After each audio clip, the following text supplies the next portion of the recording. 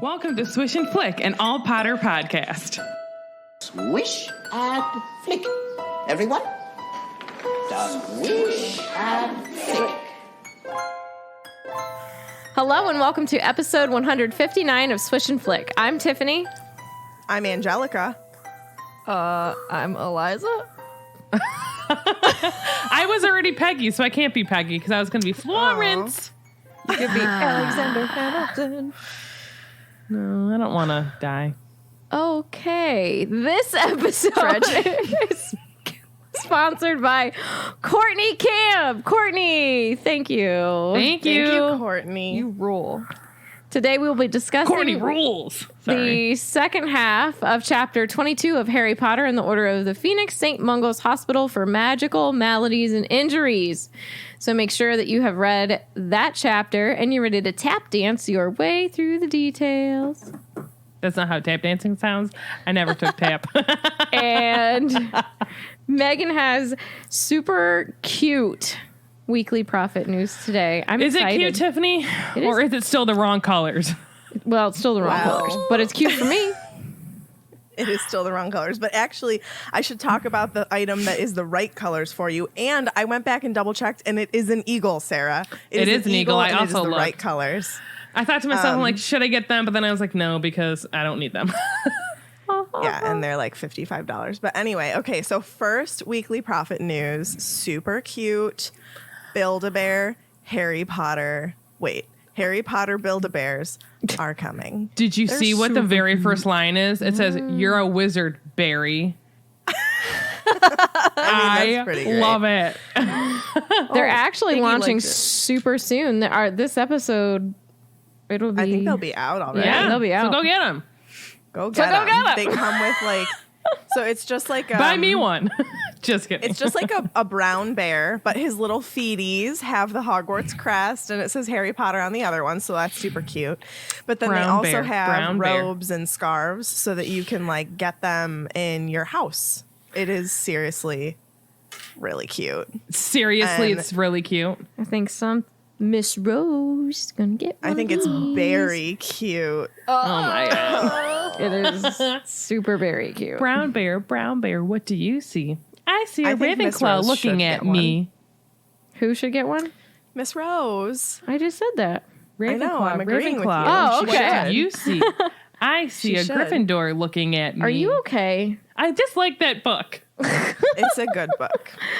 It's a good book. The only thing is I don't know what to get her. But We mean what Like house? house? Ravenclaw. Also, she likes blue. yeah, but I was thinking She's also kind of a Slytherin. we could totally sort her because she could pick the pictures. And She I would could, pick true. I Ravenclaw could, 'cause I she could likes the read it color to her blue. and ask her which Yeah, one. my sister has a Harry Potter blanket, like a crest with all of the house colors on it. And like she obviously knows who Harry Potter is and everything.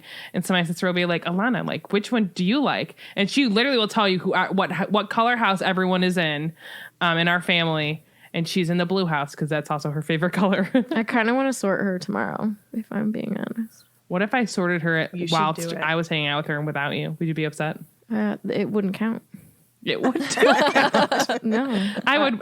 I for would you. call. They would be like me, like, let's read sorting Sorcerer's Stone without your mom. I think you would never talk to me again. It's probably highly likely. I read it to your dog all the time. Fozzie. That's why he doesn't like you. You don't he do the loves voices me. like mommy does. Talk about the other nudes. This is a really cute okay. bear, though. What's the other news? It is a very cute bear. Depends. So the other weekly profit news that I wanted to share is I got an email because we're still Wizarding World Gold members. I'm not. I never bought That one. they are launching the new Harry Potter fan club pin seeking collection. And the pins are actually super cute. They're a little bit pricey. Your Wizarding World Gold discount does work on them. Yeah, so they're only Basically- $40. I think Yeah. $42 or something. So they're normally have like gold. 55. But you How get many like pins about, do you get? you get hold on, let me pull It's it up. actually quite You a get Like 5 or 6, a I good think. amount. I think you get 5 pins. You should get 7. You should. But then they also have here, I'm gonna put this link in the Discord for everybody. They also had a cool train pin. It was the Hogwarts Express, obviously. But I believe that these pins are exclusive, or they're exclusive to be able to get them early before they sell out to gold members. Yeah. Harry Potter Fan Club Gold members will be able to purchase the pins before anyone else with a 6-day priority early access window and get 20% off the purchase price. But yeah, they're $55, or the train one was $15 a piece. You can also buy some of the ones in the pack that's $55. You could buy them individually, and I think each one is $15, just like the train. But there are a couple that like are exclusive to the pack. They're cool. But I just don't think that I'm here to spend $40. There's 6 pins. Pins right now. 6. Yeah. I will say, because someone asked us on Facebook, like, if we were still gold members. And I think like we are, because we all had to pay like our year in total. So I know I haven't done anything with it, because that's what they were asking. I don't know if anyone else has done anything. Pretty steep for some pins. But I guess if you count them as 1, 2, coming from 6. somebody there's who 6 of them. Yeah, never mind. I'm just talking the pins. Yeah. I'm not talking about the average pins. pricing. Yeah. But I'm talking about the membership. Like, I haven't done anything with the membership at all. It's what I I'm was talking just about. That's talking what they about- were talking. That's what they were asking. Oh. Because they're like, oh, they haven't talked about it. I don't, because I don't know if you guys have used the journal or anything. I did the journal at kind of like the beginning of quarantine. Like, I think I went back to it like maybe in April, and I did December, January, February, March, April. And it's not that Not cool. something to Like, get chuffed about. No, like, it's definitely not worth $75. And I think that it's just unfortunate that the first year that they did this, half of the year, like, everything is shut down. Because, like, I think a lot of the perks and everything kind of went along with being able to go to events. They were planning on doing more, like, specific gold member events. Like, I think that they were going to do one at Universal. I can't take you seriously when you say gold member. I'm sorry. As soon as I said it, I was like, I literally shouldn't have said cannot. that. But I think that they were planning on doing something at Universal, and obviously they couldn't right now. They definitely were planning on doing more over at the studio tour in London, and then that obviously everything fell through. So like, and I It's think that open this again is now, making though, up. isn't it? Yeah, the Wizarding or the Warner Brothers Studio Tour London is reopened. Right. But I think just with like all of the precautions and like travel's not really allowed, people would feel super excluded at these events if they couldn't travel to them and all of that kind of stuff. So I think that it just kind of like this year for the gold group Community. The gold gang. for the fan club, the gold fan club, I think that it just like really wasn't worth it. But like, Yeah. Well, I mean, can't. maybe they'll do better next year. Yeah. I don't know. So we'll see. I probably won't renew. I don't know. I'm not the type of person anyways. Like, I just did it to see, like, so I could come back and tell you guys like what it would be about. You being like the listeners, not Megan, Katie, or Tiffany. But I don't know. That's all I got to say about that. Okay, Forrest. I will say though, I don't That's know if all I Megan got. mentioned that the Ravenclaw pins are the correct color and it's an eagle. So there is that. And I think that might be a sign of like maybe cross our fingers hope, because like this is coming directly from wizardingworld.com. So Yeah, maybe this they're is going to listen. Wizarding World. I mean, if I'm being honest, I've given up all hope. And it's just like, whatever. Like someone today, I forget who it that's was, fair. posted the bear and then commented, or someone had commented on it, be like, Sarah, it's the wrong color, so we don't have, like, we'll get to save our money. And I'm like, that's true. I'm like, although I probably would buy my niece one, but she's got a mom that can buy her one. It's so, very cute. yeah. Anyways, let's talk. About Harry Potter? Yeah, Nah, that's let's all talk I about got. Let's move Twilight. on. Or like Star Wars. I heard that's an interesting thing too. I don't know what those are. Yeah, me either. Okay. I did just start Midnight Sun, but I'll talk about that later. Cool. Can't wait. Katie. Tiffany. It's time for the recap. Oh my god, I'm so excited. I am too. Oh my god, yeah. I don't like the whispering. You're so amazing. All right. So McGee took Harry and Ron to Dumbledore's office. He does believe Harry about his dream/real vision, but he still won't look at him, which is going to lead to some extreme set-offs later in this book. Would you look at it? Dumbledore acts quick, though, and he sets portraits and Fawkes on jobs to help Mr. Weasley. The rest of the Weasley kids... Yeah, I spelled that wrong. And Harry go to Grimmauld Place and wait to hear news on Arthur. And we find out that Mr. Weasley is alive, but we don't know really much anything else. It's decided that the family will stay with Sirius at Grimmauld Place for Christmas. Christmas. I love Christmas time. So Harry has a small talk with Sirius. It only lasts about less than a page, really. And then everyone naps before going to see Arthur at St. Mungo's, except Harry, who doesn't have it in him to sleep. He just is like, no naps. No nap Nancy. Yeah. And then Moody and Tonks arrive to bring the entire crew to St. Mungo's, where they all get to go see some interesting things in like the waiting room. I'm pretty sure there's like a hand sticking out of someone's chest. Another man's head is ringing like a bell. You know, fun things. Someone's tap dancing with some feet, or not feet. He does have feet, but his shoes are trying to eat his feet. And then Molly and the kids, including Harry, go and see Arthur, which I thought was such a sweet little moment. And he's doing much better. And then they have to wait in the hall whilst the grown-ups have their talk and in possession of Extendable Ears to hear some interesting things that are also kind of scary. Yeah. Oh, you know what? I meant to do this whole summary in Florence's voice, so I apologize. Pretend you heard it in Florence That means speaking. you have to do your whole section. Is that what you just said, Katie? It's okay. We have one brain. I don't know if I can. Florence isn't sure that's you going to happen.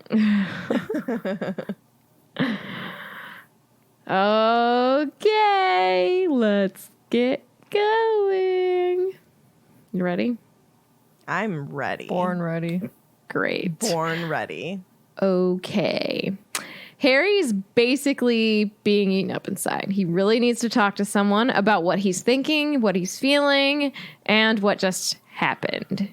He asks Sirius if he can have a word with him right meow. So they go into the Probably pantry. doesn't say that to Sirius because he's a dog. So he goes, woof now. Woof, woof. Or like, And then right Sirius goes, you're barking up the wrong tree, my friend. I don't want to do this with you. I have no time. We've had a rough evening. I got a bone to pick with you. You're going to be in the doghouse. You That one threw her off. I thought you were like, I mean, you were mad, but like, yeah, that was good. I'm not mad. I just have a tummy ache. Okay.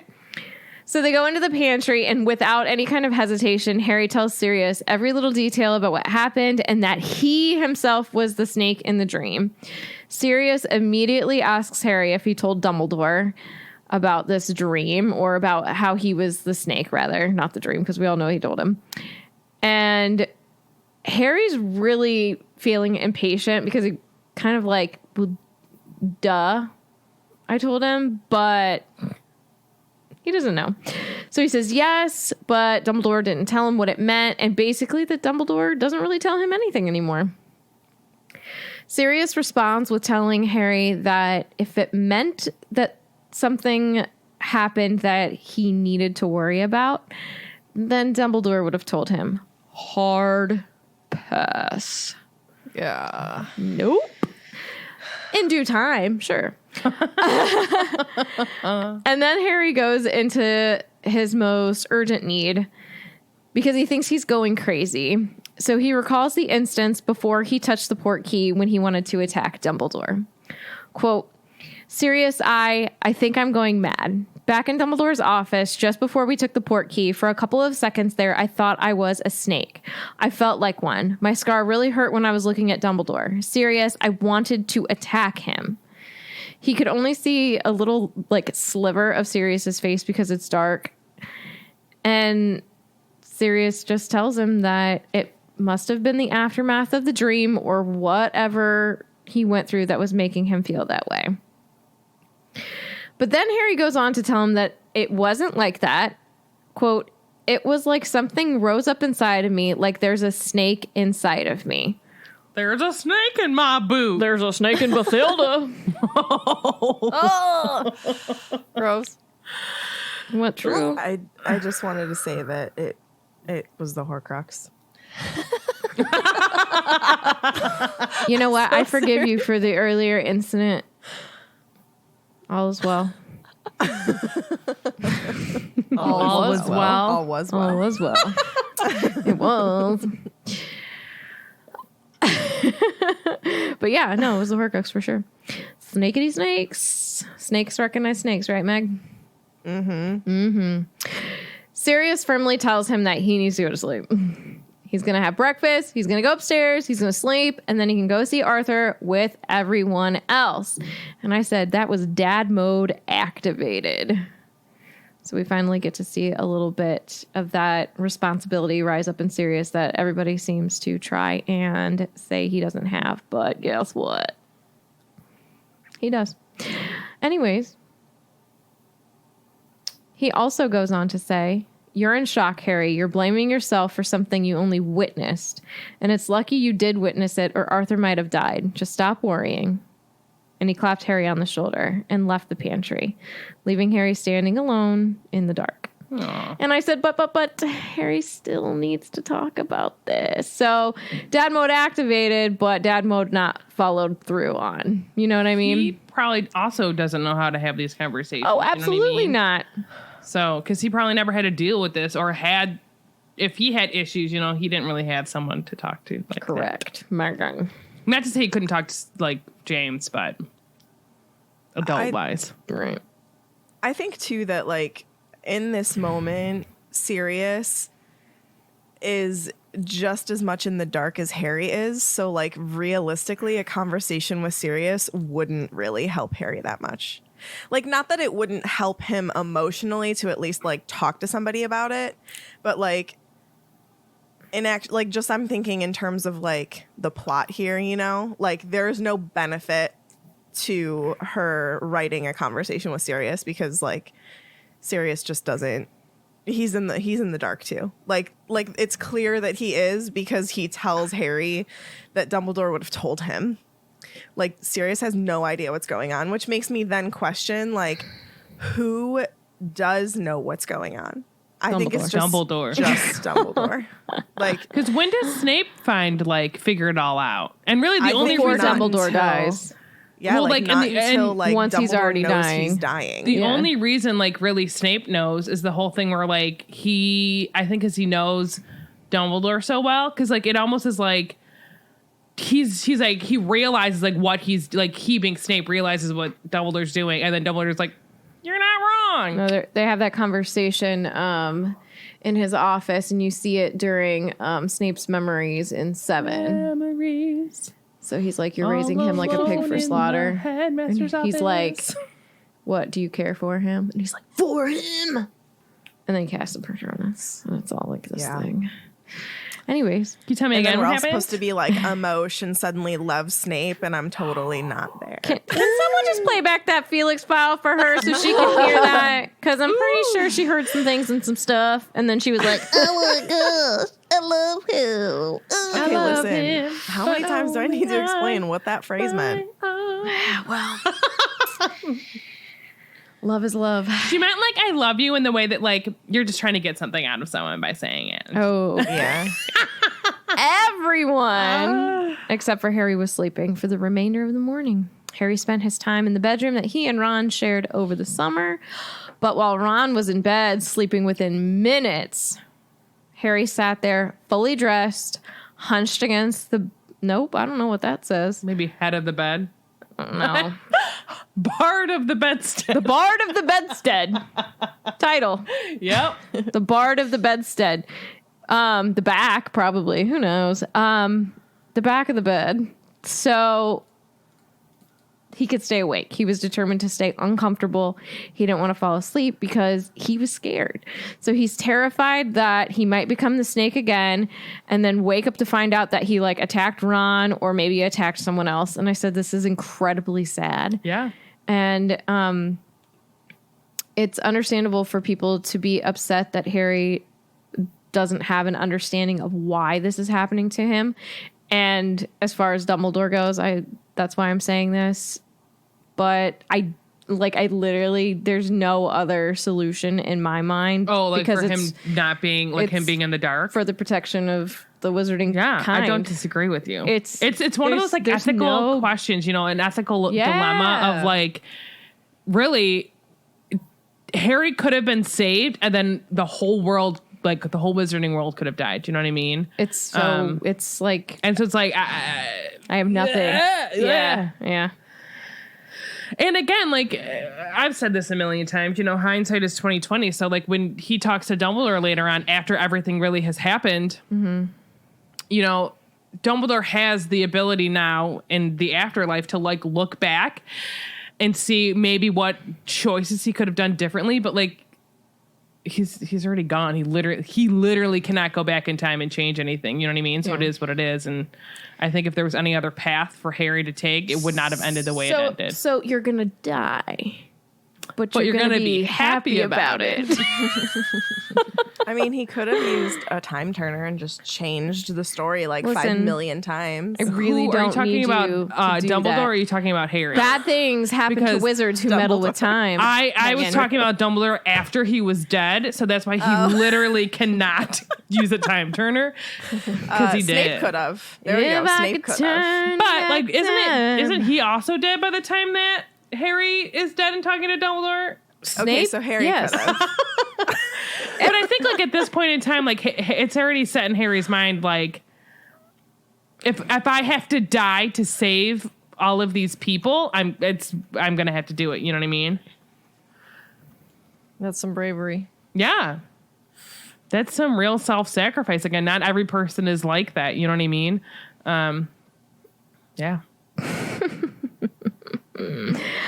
Anywhoosies, when Ron woke up, Harry pretended that, oh, yeah, no, I got great sleep too. Their trunks had arrived from Hogwarts while they were eating lunch, and I bet Umbridge put up a fight to not send them.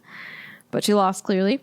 And then they had to dress like muggles, and they had to go out and about to St. Mungo's. Everyone is cheerful and talkative. Mad-Eye and Tonks arrive to escort them to London, and Mad-Eye is wearing a bowler hat so he could cover up his magical eye. Tonks' hair is bright pink again, and I said, yay, she's happy. And she's interested in talking to Harry about the dream. You know, Megan has her hand up. No, I did not, because my Discord's in front of her face. Go ahead there, Snakey. I just wanted to see what everybody thought that everybody was wearing. Like, how did Ron dress Muggle? Are you in my brain? Because I was just thinking, I'm sad that that's not descriptive I know. anymore. Tell me what they're wearing. He probably like wore Ron jeans and a compared to t-shirt. Ginny. Yeah. They probably are all wearing jeans and t-shirts. I think they dressed...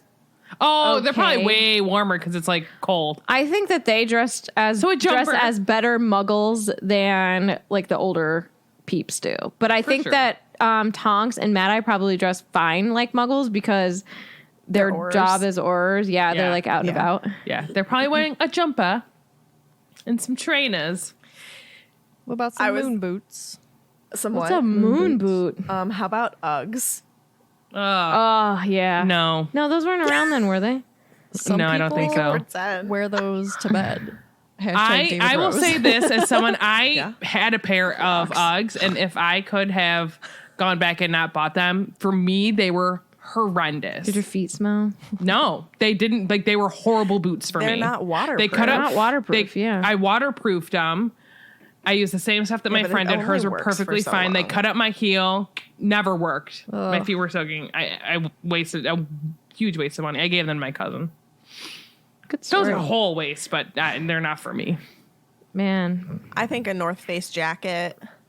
That's like That normal, you're like, though. no. I'm telling you, they're all wearing 95. Are jumpers. you trying to go hashtag basic? They They're got wearing- scarves on. they're wearing- hats, Bootcut jeans that are light wash. Wranglers. Oh, for sure, butterfly Levi's. clips. They're Jenny wearing has Levi's. butterfly clips. I in her don't think hair. Jenny would wear butterfly clips if I'm being honest. I feel like that may be a little bit more Hermione, but at the same time, I don't know if she would do it either. Scrunchies. Oh, I think Herm would. Scrunchy. Scrunchies. What about a bump it? A what? Yes. Bump It was not in the 90s. Bump it? Yeah, it's like. Do you not know what a supposed bump to it make- is? It's Bump, like like, Oh, Look it up. Kate, from- no. is This it is, had- like a bun? y'all, 1995. Can you No. please use Google? You're Sorry. talking about the wrong Yeah, stuff. bump. I didn't There's mean an to interrupt ad. you. 1995 fashion. were you gonna There's a say? Bump It ad for 2009, Katie. All right, they're wearing plaid wow. skirts, high socks. What were those? Oh. Oh. Get serious about this. Windbreakers. Windbreakers. Oh, Can we get yeah. some wind pants? What about the windbreaker pants? The swishy pants? Yes, totally. And they're in like neon colors. I'd like a mesh shirt, please. Did you ever use one of these? Oh, yeah. What? I'll The show you. the They're little like hokey headband that you Yeah, put I in used them and a lot. They made my curls yeah. look really gives good. you bumps. Neon colors. I'm doing the wrong thing. The grunge look. Come on. Come on. Clarissa explains it all. yeah. Can we get Oh, tie-dye man, up she in was the here? bomb. But also, remember, it's literally December, so it's cold. They're up north. Flannel. Flannel. What Come are on. these? Oh, I used those headbands all the time. My mom had them and I would steal them. All the time. Yeah, I liked them. Put your 'cause they belly genuinely, out, Like, if my belly hair shirts was are in. wet, Aw, it would make my Kurt hair look really Cobain. good. All right. choker necklace. Yeah. Yeah. All right. Faux show. Talking about bump its. I thought you were talking about like It's Always Sunny when he goes bump it. Anybody? Steph will know what I'm talking No, about. I've only Shout out seen to like Steph. a handful of episodes of that. Oh, well, you should do better. It's I green. It is green. Okay, so Tonks is very interested in Harry's vision of the attack, but Harry was not even remotely interested in discussing it. And she goes, "There isn't any SEER blood in your family, is there?" And he says, "No." And she goes, "No, I suppose it's not really prophecy you're doing, is it? I mean, you're not seeing the future, you're seeing the present. It's odd, isn't it? Useful, though." And so, Tiffany, I have a question for you here. I don't want to talk to you about it. You already made a T-shirt, so what do we have to say? We talked about this last episode. I know, but this is important in this moment. So I said, are we sure this isn't actually Tonks disproving that Harry is, in fact, not, or disproving that Harry is a seer? Because she's pointing out here that to be a seer, one must prophesize into the future. He's a seer of the current, Megan. But This has is already that been true, though? talked to death. That okay? So then But I looked also, on the like, here's Wikia. the thing. Hold on. If we're talking about, because like we've talked about the way he has this vision of him being the snake versus Frank. when Frank is dead, do we know? Does it say in the book that it's exactly like happening right then, like at the same time in a bedroom far away? You know what I mean? Or Hey, look up the first chapter of Goblet. well, the first chapter is just him. It ends with, Well, whatever the chapter is. you know what I mean? I just wonder, like, could it be like Harry's thinking about like sleeping like the day before? You know what I mean? No. Because I don't want it to be. I guess. No, I what I'm saying, no, assumed but then that he it- was seeing into the future. That's what Oh. I'm saying. Because like guess I assumed it that's was something I happening don't at the moment. understand because he like with Dumbledore asking him like, well, where were you in this vision? Like how did you see it? From what angle? Because when he's seeing Frank get killed, he's like a fly on the wall. So Okay. why are you having that vision? All right. So it says at the end of chapter 1 of Goblet, the Riddle House is chapter title. He was dead before he hit the floor. Sorry, it's Frank Bryce crumpled. He was dead before he hit the floor. 200 miles away, the boy called Harry Potter woke with a start. So yes, it's a Okay. current. But we talked So, about that in yeah. that first chapter Yeah. of Goblet. We talked Yeah. about this. We talked about how it was like he's seeing differently. Because, like, I would think, like, if it was the Horcrux, like, in my head, like, I guess, like, even if Voldemort was possessing him or if it was the Horcrux, like, he would be the snake or he would see through Voldemort's eyes. Like, he wouldn't just be, like, a fly on the I wall. agree. But I guess, though, like, when you think about when they're talking about Pensieve stuff, they like if I take my like little memory out and put it in the jar thing, and then you watch it, like say it's of like me Pensive. at Megan and Katie's wedding, just a random memory, right? You're not going to see it from my point of view. You're going to see like the whole room. You know what I mean? Like you're going to see me. So maybe it's kind of that thing. So I don't know. I don't know. So Harry, in fact, is a pensive. So Harry's a pensive. I just went onto the Wikia though. And like Sure. the definition on the Wikia states a seer is a gifted wizard or witch who has the ability to see into the future with their inner eye. Seers predict prophecies, which are then recorded and stored in the Hall of Prophecy in the Ministry of Magic's Department of Mysteries.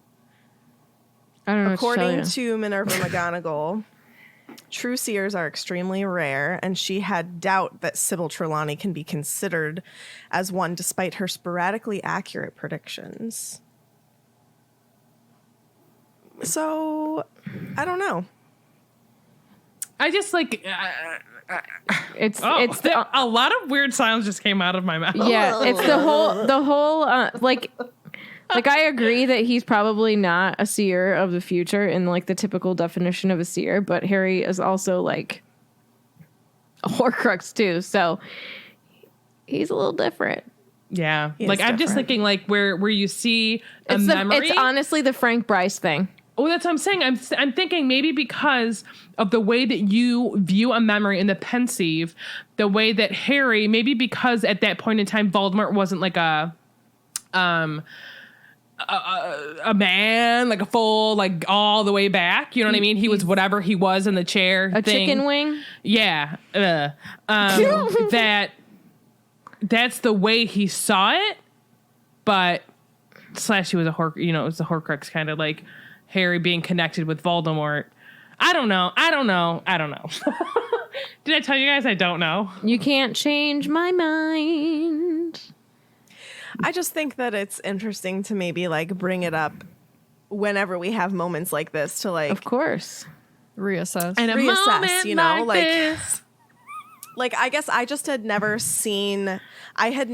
taken that line from Tonks as a way of her disproving the fact that he is a seer. No. You know what I mean? Like I never took her it as that. saying, no, I suppose it's not really prophecy you're doing. I mean, you're not seeing into the future. So like I guess I was just wondering, like, do we think that JKR wrote that in so that people understood that Harry's Is way different. of quote seeing is not because he's a seer, but because of some other connection. So it was kind of a way to maybe like foreshadowing. force us into thinking, like give us a little bit of foreshadowing here to say, Tonks is questioning this, and You should I just want to too. put this little like tic tac in your mind to remember this moment, because there is a reason why he's seeing things the way he's seeing, and it's not because he's a seer, it's because it was the Horcrux. You know what I mean? So like I just wonder if this is like a foreshadowing piece. Maybe. So what you're saying is he's not like Not So Raven? Yeah, a little Or bit. that's so Raven? He's not so Raven. He's not so Raven. Not so Raven. It's the current I can see. Because then I asked, I was like, does Harry ever see into the future? And I did like text the girls this, and I don't think that he does. But I think that just to point, I mean, like, I'm not saying Harry is think- not a seer. I think when he looks at Ginny, he sees his future, but what do I know? Probably. You are You're right, something you're right. else. I think he's just not a textbook seer. But I do think that this moment, though, I think the next book was- proves that he is a textbook seer. Because he does see it, and he reads it, and he goes by it. No, invite her. I'm going to invite you to be successful somewhere else. But I just think that this was put in here. And like, because we had brought this quote up the last time we talked about Harry being a seer. But rereading it, I was just like, I bet this is a foreshadowing piece for us to know that there's more to it than like bottom line Harry's seeing. You know what I mean? Sure. Know what I mean, Jelly Bean? I do like the idea that maybe there's different kinds of seers. I agree. It's Yeah. a spectrum of seers, if you will, Like because we see how Trelawney sees. Yeah, and You it's know what I only mean? sometimes, right? That's her curse. The beyond. The beyond. And she runs into a table. That's literally like, that I mean- scene cracks me up every time I see it. I know that we've talked about Trelawney a lot, but like she says stuff and it's not wrong. People just don't believe her. You know what I mean? Like she I did tell Neville, agree. dude, you're Yeah. gonna break a cup or whatever she says to him. And She reads people there. that's what I'm saying. Like, does she read people like Psyche does, you know? Or is she seeing glimpses and then people like just don't believe her? I think it's True. probably a combination. I think that it's just like, I don't know. Yes, I agree with you, basically, is what I'm saying. I think that Trelawney's a true seer in my eyes. Like, Yeah, it's just, obviously she is. In Yeah. your inner eyes. she has an inner eye. to see the future. And she's a Ravenclaw, correct? Yeah. So she's just, you know, one of those like kind of like Kooky. outlier ones where like, Yeah. you know, people Lockhart. people tend to not like people that are quote average, you know what I mean? So she's a little out Yeah. of the box. So of course people are like, oh, she's not normal. We can't like her. Right. She's weird. Yeah. She's crazy. Yeah. She can't see things. She's a fraud. A Don't be frog. like that. So back to the chapter. Harry didn't answer Tonks, and he was grateful that at the next stop, that they got out at the next stop, and at the station, there was a bunch of hustle bustle leaving the train, and he was able to allow Fred and George to get between himself and Tonks because he really just didn't want to talk about it anymore. And I think that that's probably quite like he already had PTSD, and I think that he's having more after this dream because Oh, that for was sure. traumatic. The fact So that he doesn't go to sleep because he's afraid that he's going to turn into a snake and attack someone else because he's terrified. for sure. Yeah. Yeah. So he just doesn't want to talk about it anymore. And I think that it's probably part of like Tonks being an Auror. She's trying to get to the bottom of it. She wants more information. She's not necessarily thinking about the fact that Harry is really like emotionally affected by what just happened. She's more interested in like the inner workings of what just happened. So like I don't think she's meaning to be insensitive. No, and it's also the fact that Harry is masking how Yeah. he feels He- because he honestly shows that he he handles it wants well. to talk about it, but he really only wants to talk about it with like two people. But he Sirius also- and Dumbledore. I mean, and we've talked about this Which is too, fair. like with how he handles like his emotions and stuff. Like, so for however many years he's been living with the Dursleys, where like he's not able to express how he feels anyways. Yeah. So it's a totally foreign concept for him to talk about these things. And then the entire summer, like he's gone by without anybody from the Wizarding world talking to him. Yep. So it's almost like ingrained into his head already. We're like, we're not going to talk about it. Like, don't talk about it. It's not something we discuss, you know, Yeah. which Yeah. don't be like that. Yes. So they all followed Tonks up the escalator, Moody clunking along at the back of the group, his bowler tilted low and one gnarled hand stuck in between the buttons of his coat, clutching his wand. So he's at the ready. Harry thought he sensed the concealed eye staring hard at him, trying to deflect more questions about his dream. He asked Mad Eye where St. Mungo's was hidden. So Moody led the way and kept a close watch on Harry, and he then explained a little bit about St. Mungo's and said, wasn't easy to find a good location for a hospital. Nowhere in Diagon Alley was big enough, and we couldn't have it underground like the Ministry. That's unhealthy. In the end, they managed to get hold of a building up here. Theory was sick wizards could come and go and just blend in with the crowd. So I wonder- it's like in the heart of sorry. London. I was just gonna say, I wonder if they like say it's unhealthy for it to be underground. If part of that is like sunlight, like vitamin D from the sun is good for you. Yeah, Probably. There's a maybe whole also, vitamin D like, pathway. like air circulation or something because of like Yeah. I don't You know. need That's fresh kind of air. how I took it, was like air, like being underground could like, I don't know, block bad germs from getting out. We could have a ventilation system, but I don't disagree with you. But yeah, but genuinely, like, you need vitamin D in your life. Yes. You need your vitamins. So St. Mungo's is located in London. I just pulled this. I pulled the Wikia up. It was founded in the 1600s by healer Mungo Bonham. Also, so it appears that the hospital serves the entire wizarding population of Great Britain. That is just kind of like an assumption, I think, just because we don't know of another place like this. Although the department store building housing the hospital may be relatively small, this is not an indication of the true capacity of a magical building, because, like, I kind of think of Makuza in Fantastic Beasts. Like, that is a big building that it is housed in, the Woolworth building. But when you walk into it, I feel like it, like, looks even grander than you would expect from the outside.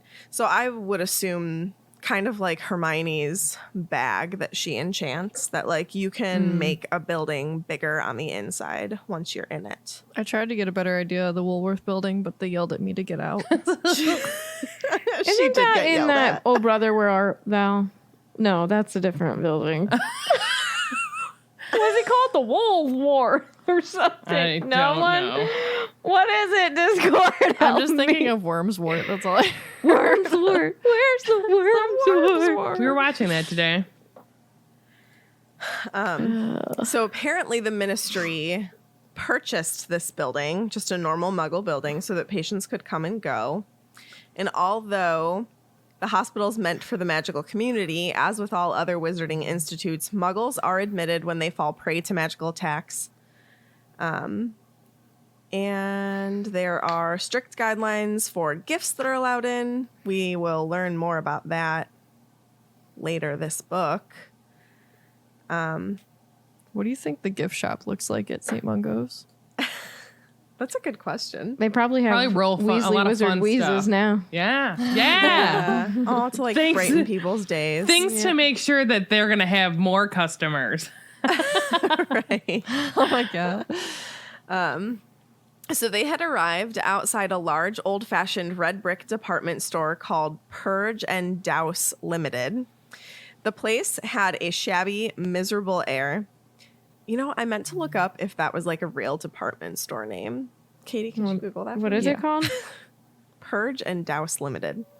The place had a shabby, miserable air. The window displays consisted of a few chipped dummies with their wigs askew, standing at random and modeling fashions at least 10 years out of date.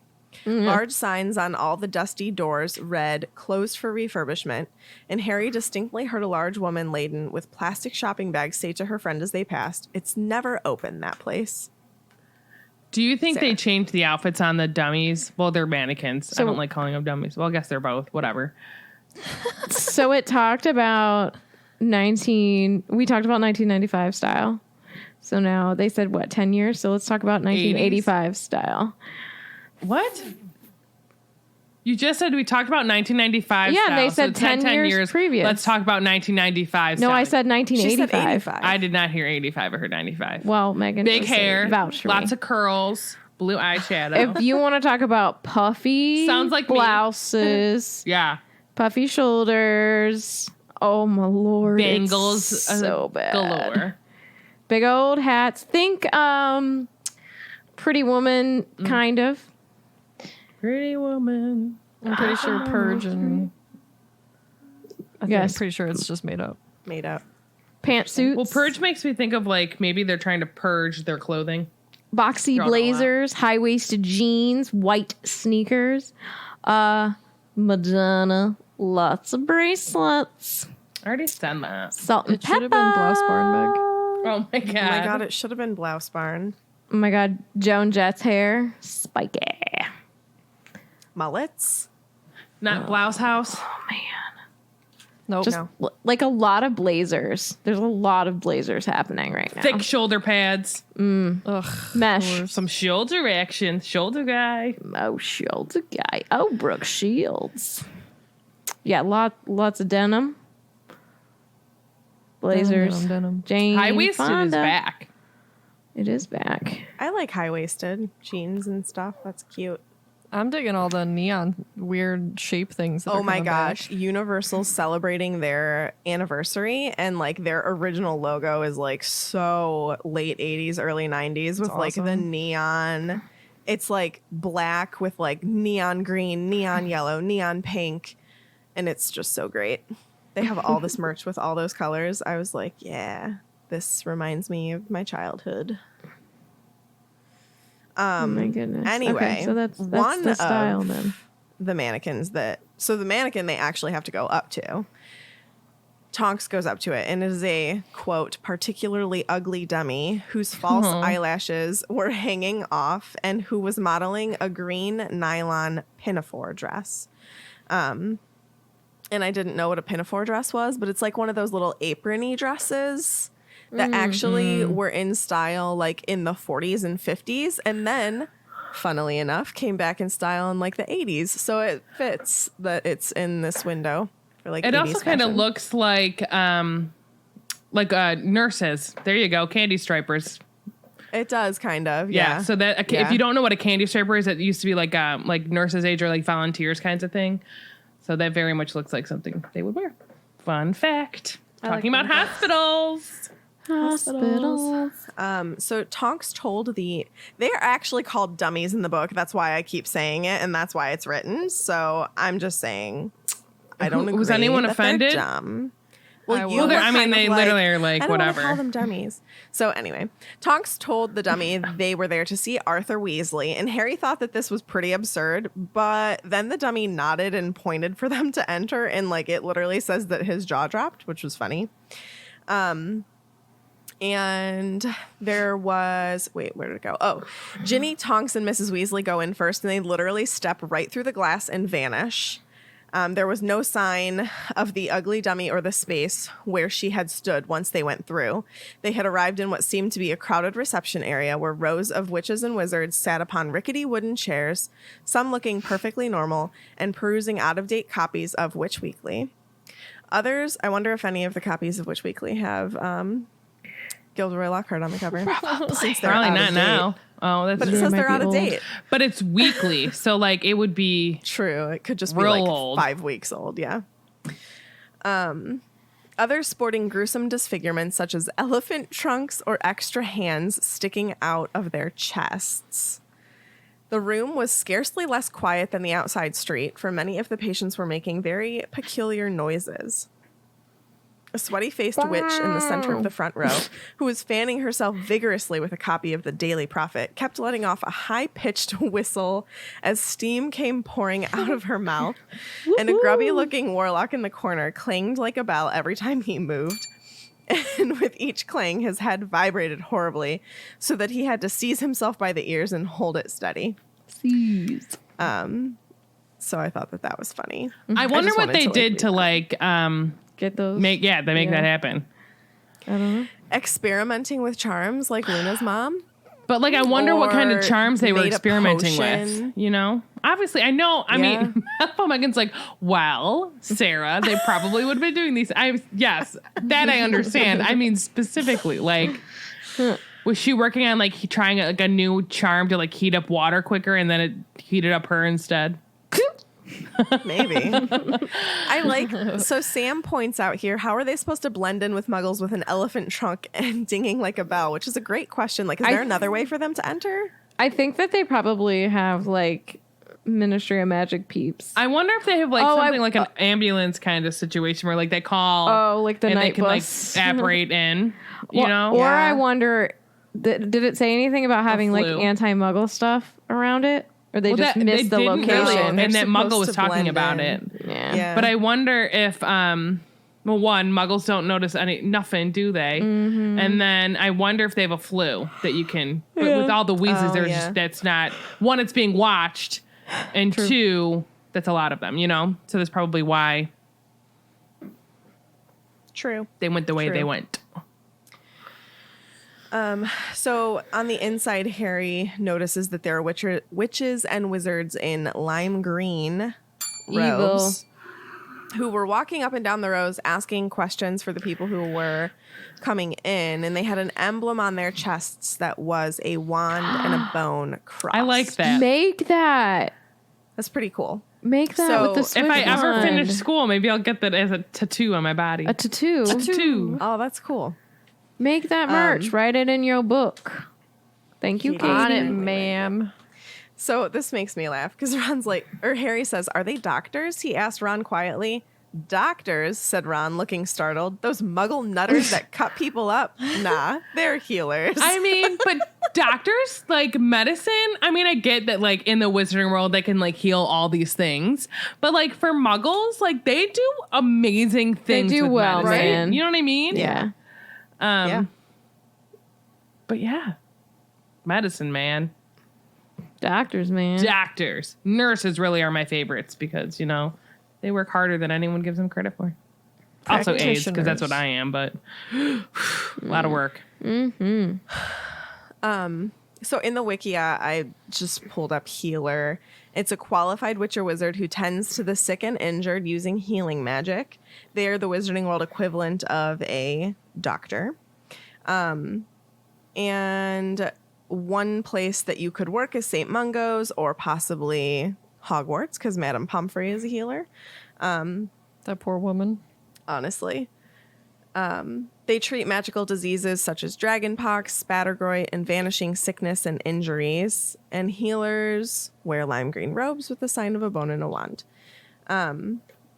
That's one thing I wouldn't want. Well, I'd say that I wear green now. But Madame Pomfrey doesn't wear green, so I No. think that that's just specific to Mungo's. She I bet almost you, wears like, a so- pinafore.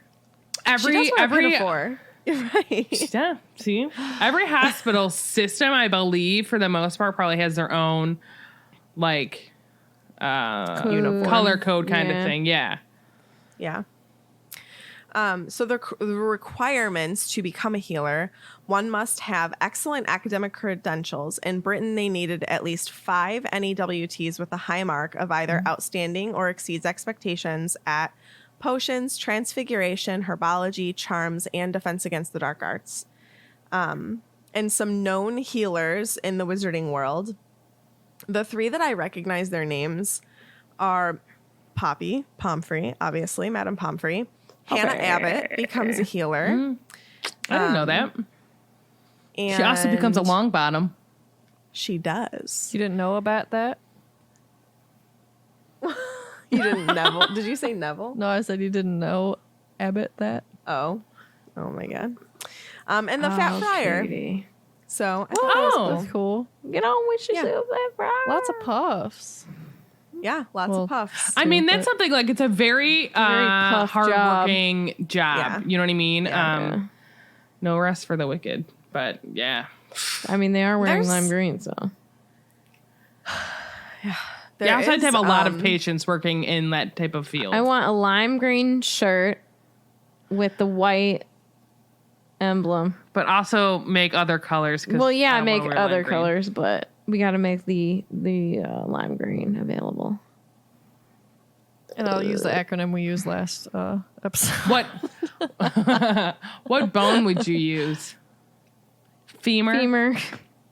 Probably a hard bone. femur. I would use the funny bone. Actually, not a bone. It's a nerve, but it's connected to I'm gonna your use one of femur. those million ones in your ear. It's super tiny. There's 3 bones in your ear. There's like a million bones in your ear. There's 3 tiny little bones. It's like the incus, the malleus, and Fail. else. Fail.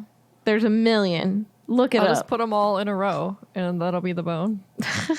I also just wanted to say that how we know that Hannah Abbott became a healer is actually from a newspaper article that JKR wrote and put out, written by Rita Skeeter. It was Dumbledore's Army reunites at Quidditch World Cup final. And it is said that Hannah Abbott applied for the job of matron at Hogwarts. So she takes over for Madame Pomfrey. Oh, so she could be with her husband. That's so cute. Well, I mean, too, that's not the only reason. that but makes me sick. It's so cute. the 3 bones in the ear are the malleus, the incus, and the stapes. and the Santa Maria. I know. I will say this. That is how my teacher pronounced it. It could be. It looks like Stapes. Katie really liked my joke. But in my head, I was also thinking that. Were you really? Yes. That's awesome. God, that's funny. Oh yeah, it was. I just think that that's article so was cute. published on Pottermore, which like that's adorable. you can't find it anymore. But thank Can God for they- the Wikia. Yeah, what in the world? Anyways, moving on. It's mad times, Tiffany. It's mad times. 2020, my friends. 2020. babe. Mad times we live in. Mad. Mad. All right. So let's talk about the front desk at good old Mungo's with the very impatient witch. So Mrs. Weasley calls them over. She's in line, and there's the witch behind the desk, and it's marked inquiries. Did I say that right? Yes. Yeah. Questions, Inquiries. pretty much. There are notices and posters behind her, like a clean cauldron keeps potions from becoming. Wait, potions from becoming Poisons from becoming poisons. But that makes sense. Yeah. And also, antidotes are anti-don'ts unless approved by a qualified healer. Feels like something I would say because it's like a total dad joke. I like that a lot, actually. I like it too. Put that on a t-shirt. Oh, good. I good mean, idea. all of these phrases would be a great, like, appreciating nurses Wait. and doctors. Wait. line. I've got a great t-shirt idea. So on the front, you do the emblem of whatever it's called. In the back, I you want to do call the it Makusa. Not And on the back, it says antidotes are antidotes unless approved by a qualified healer. I like that a lot. I love it. You're welcome, She's writing it. America. It is written down. And all other countries, all Earth. I am not a nurse. The but I'll universe. wear it. Or a doctor. Anybody in healthcare can wear it. I'm not. I I would put wear it. Band-Aids on my kid. Does that count? Yes. I'll allow it. Thanks. Behind the desk was also a large portrait with of a witch with long silver ringlets that was labeled Dilys Derwent, St. Mungo's healer, 1722 to 1741, and then headmistress of Hogwarts, 1741 to 1768. And we talked about her, I think, last episode. Yeah, because she is a Yes. portrait. She's the one that is connected to Dumbledore's office, right? Yes. Years. Just to do like a quick recap, recap of her. Thank you. She is one of the most celebrated heads of Hogwarts among Dumbledore and Everard, who is also one of the portraits that was helping out last episode. And yeah, like Mike said, she was the connection between Hogwarts and Mungo's, and she was pretty much giving a report back to Dumbledore about Arthur. Yes. Can I just say how sometimes the wizarding world can be like so ahead of the times and then other times be so behind the times. There was a female like president over in America, right? What is she called? I don't know. It's president, right? I think so. Yeah, I believe they're called Makusa? president. Yeah. Yeah. Yes. At Makusa. And then female headmistresses, like more than one. And I believe, well, England in general, female prime minister. Mm-hmm. What are we doing, America? What are we doing? I don't know. They've been around longer. Still. And I guess America like really Not- tries to be everything that England is not, which is sad because Well- it's an amazing country. True. But also, we haven't been around longer than Makusa. So, just True. saying, we're behind. We're What's quite a behind. Makusa with you? Makusa, America, you know. Women Same. power. That's all I'm saying. Truth. Women power. Woo. So ahead of the Weasley clan and Harry is a wizard who is dancing from foot to foot like he's on hot coals. And he keeps saying, like between ouches, he says his shoes were trying to eat his feet and he couldn't get them off. They're these dumb shoes his brother gave him. And the witch is super irritated. And she's like, well, do they stop you from reading? Because you want the fourth floor. It's spell damage. Next. That's so rude. I know. She's sick of I her know. job, man. Get a new one. Or try. Or try. And then, so the floor guide, I will read it. So So we have artifact accidents, ground floor. This would be cauldron explosions, wand backfiring, broom crashes, etc. There's also creature-induced injuries, first floor, bites, stings, burns, embedded spines, etc. Oh, gosh. Magical bugs, that sounds terrifying, second floor. Contagious maladies, dragonpox, vanishing sickness, scrofungulus. Also, I need to admit, for the longest time, the whole like Mungo's whole name, I thought it was Maladies, like my lady, and then I didn't understand. I was like, are only women allowed to go? Where's like the gentleman part of this? For like, I mean, like until very recently. St. Mungo's for my ladies. Yes, that's what I thought it was. And then someone said recent is maladies, recent? and I was like, oh, How recent is recent? Probably within the last year. For It Maladies, wasn't until I but heard not in the someone gentlemen's. say it. Yeah, I know. I was so confused. I was like, why is it called this? Katie. Right? Like, why wasn't it St. Mungo's for my ladies and my lords? Drawing up chairs left and right. Have a seat. Wait your turn.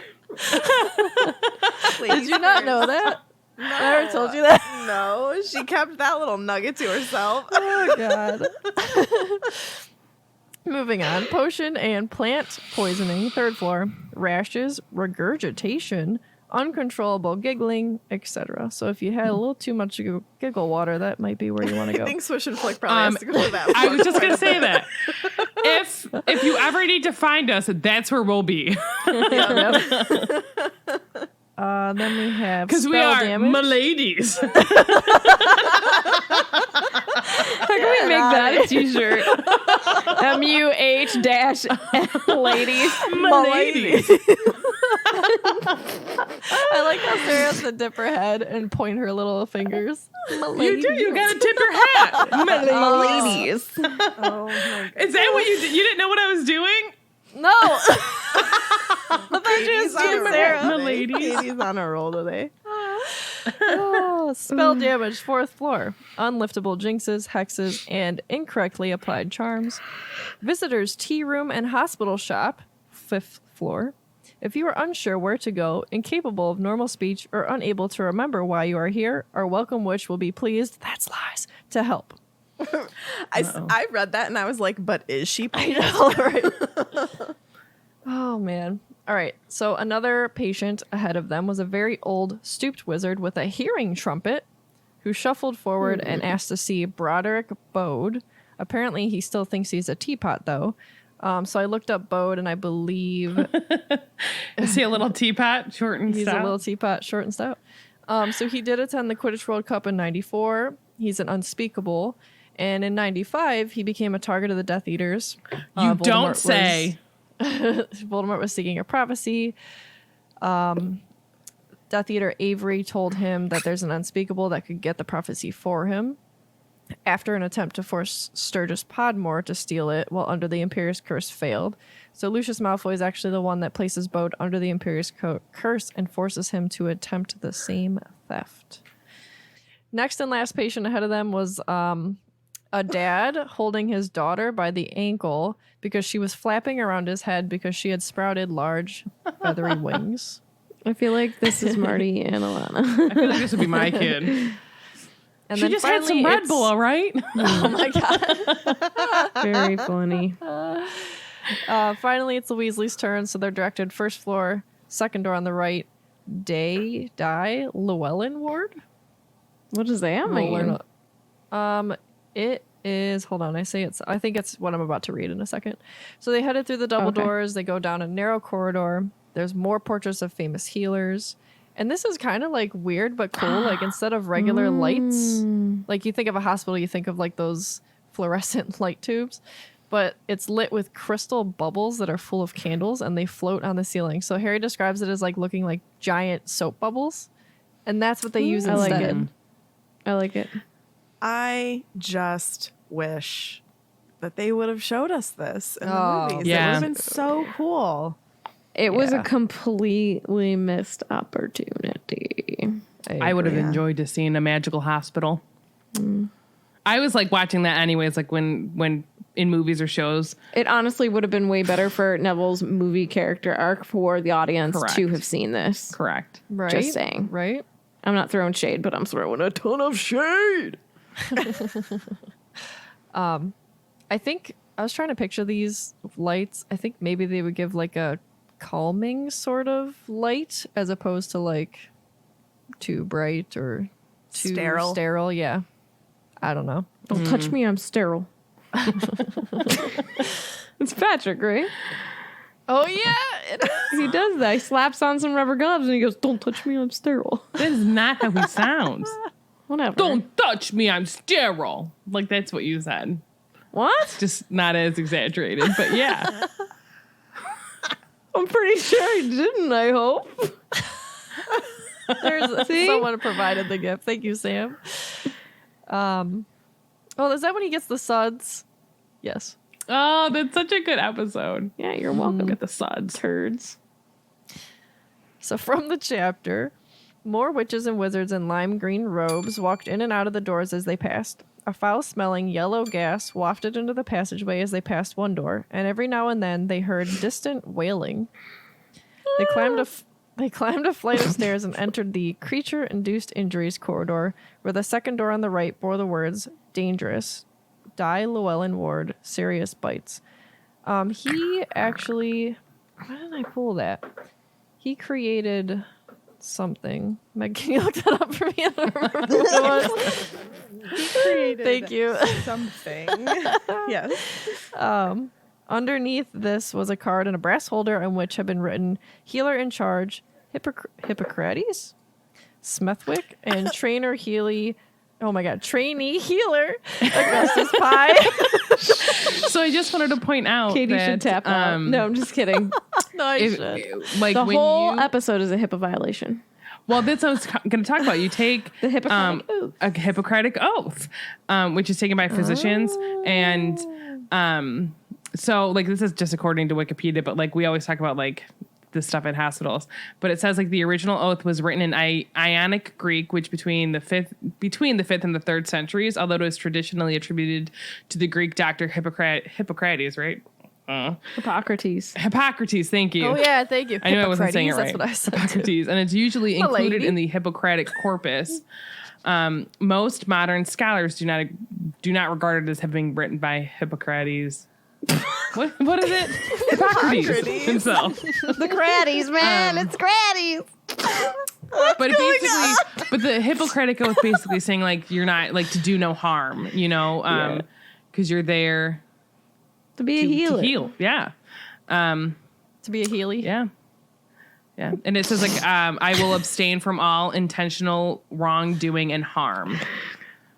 Which, yeah. I like that. Yeah. Yes, dear. You're welcome. So I looked up Die Llewellyn. And the first one, so like he was a real person. Oh wait, this is a different one that I was thinking of. But go on and continue with whatever I just made you look Dai up. is spelled D-A-I, by the way. for DAI, everyone. yes. And he was a Welsh socialite and playboy. Hey. But it's just, I don't know, it's just weird. So actually, on the Harry Potter wiki, he was known as Dangerous Die Llewellyn, was a very famous Welsh wizard and Quidditch player for say the that 10 times fast.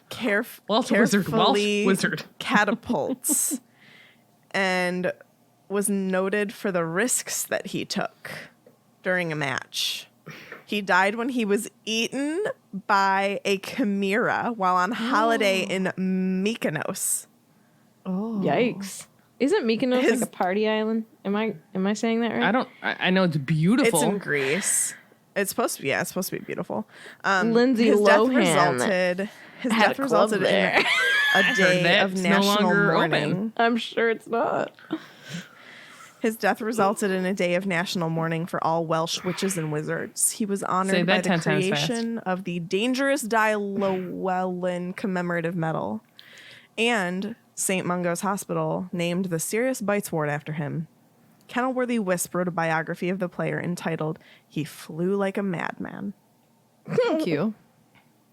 Not even what I was looking for, but even better. Yep. Thank you. Oh, wow. All right, so Tonks tells Mrs. Weasley that they'll wait outside. She says Arthur won't want too many visitors at once. It ought to be family first. I respect her respect, but truthfully, I think Arthur would want to see all the people who would care to see him. So Harry goes to draw back just as Mad-Eye had. Quote, but Mrs. Weasley reached out a hand and pushed him through the door, saying, don't be silly, Harry. Arthur wants to thank you. I just love how she loves him, even if it's not always in the most efficient, productive way, because sometimes she goes like too hardcore mom, but she's just a mom. She's a good mom, you know. She's She's treating him like her own. Yeah. Is literally Right, what exactly. she's doing. Right. Yeah. She still makes me want to eye roll at her sometimes, though. But she comes from a good place. I mean, but that's such a mom thing. Isn't that what we do to all moms? I was gonna say, and don't you eye roll at your mom? So she's a mom. Never. I never did that my whole life. Lies. She I'm goes gonna walk, right I'm right gonna on. walk Literally, across the street. I remember you telling us the story of you finding out on your way to the dentist that you had to have dental work done. If that's not a huge eye roll, I don't know what that is. Oh, Megan. I mean, she should have known. She just needed to warn me. Oh my god. I would have been fine with it if I just knew it was happening. You're very particular. I don't think that that's that much of something to ask for. Sure. Maggie. So the ward was small and dingy. Only one narrow window was in there. Most of the light came from those crystal bubbles on the ceiling. It was oak-paneled walls, and there was a portrait of a vicious-looking wizard on the wall. This is who I was thinking Llewellyn was. Urquhart Rackharrow. He was the inventor of the entrail expelling curse. I don't know what the heck that means, but it doesn't sound pleasant. It means your insides get out of your like intestinal insides. area. Why is he Your abdomen in, area. Why is he in a patient room? That should be like some down corridor no one goes down. Listen, Oh, just deal with it. So that's probably what he told people. Well, deal with it. Perhaps it's the head that I found in the lake. But maybe Oh my like God. I don't know. Maybe it was part of like having to help. You know what I mean? Like you have to expel some of the entrails so like you could fix something that like the entrails are in the way of. I'm just pulling things out. Literally. So Tiffany. That's a good one. Thanks. There were only 3 patients in the room. Mr. Weasley, I think, got the best bed. He got the bed at the far end by the tiny window, so he had a little bit of light. And Harry was pleased and relieved to see that he was alert, awake, propped up on some pillows, reading the Daily Prophet. So when Arthur looked up and he saw who was coming towards him, he beamed. I just love him. He's such a Mr. sweetheart. Weasley's the bomb. He's got Says family. a heart of gold. Yeah. You are not He wrong. likes gold. Gold member. Maybe he'd like to be a gold member of the Wizarding. Well, he is. He is a gold member of the Wizarding World, as a matter of fact.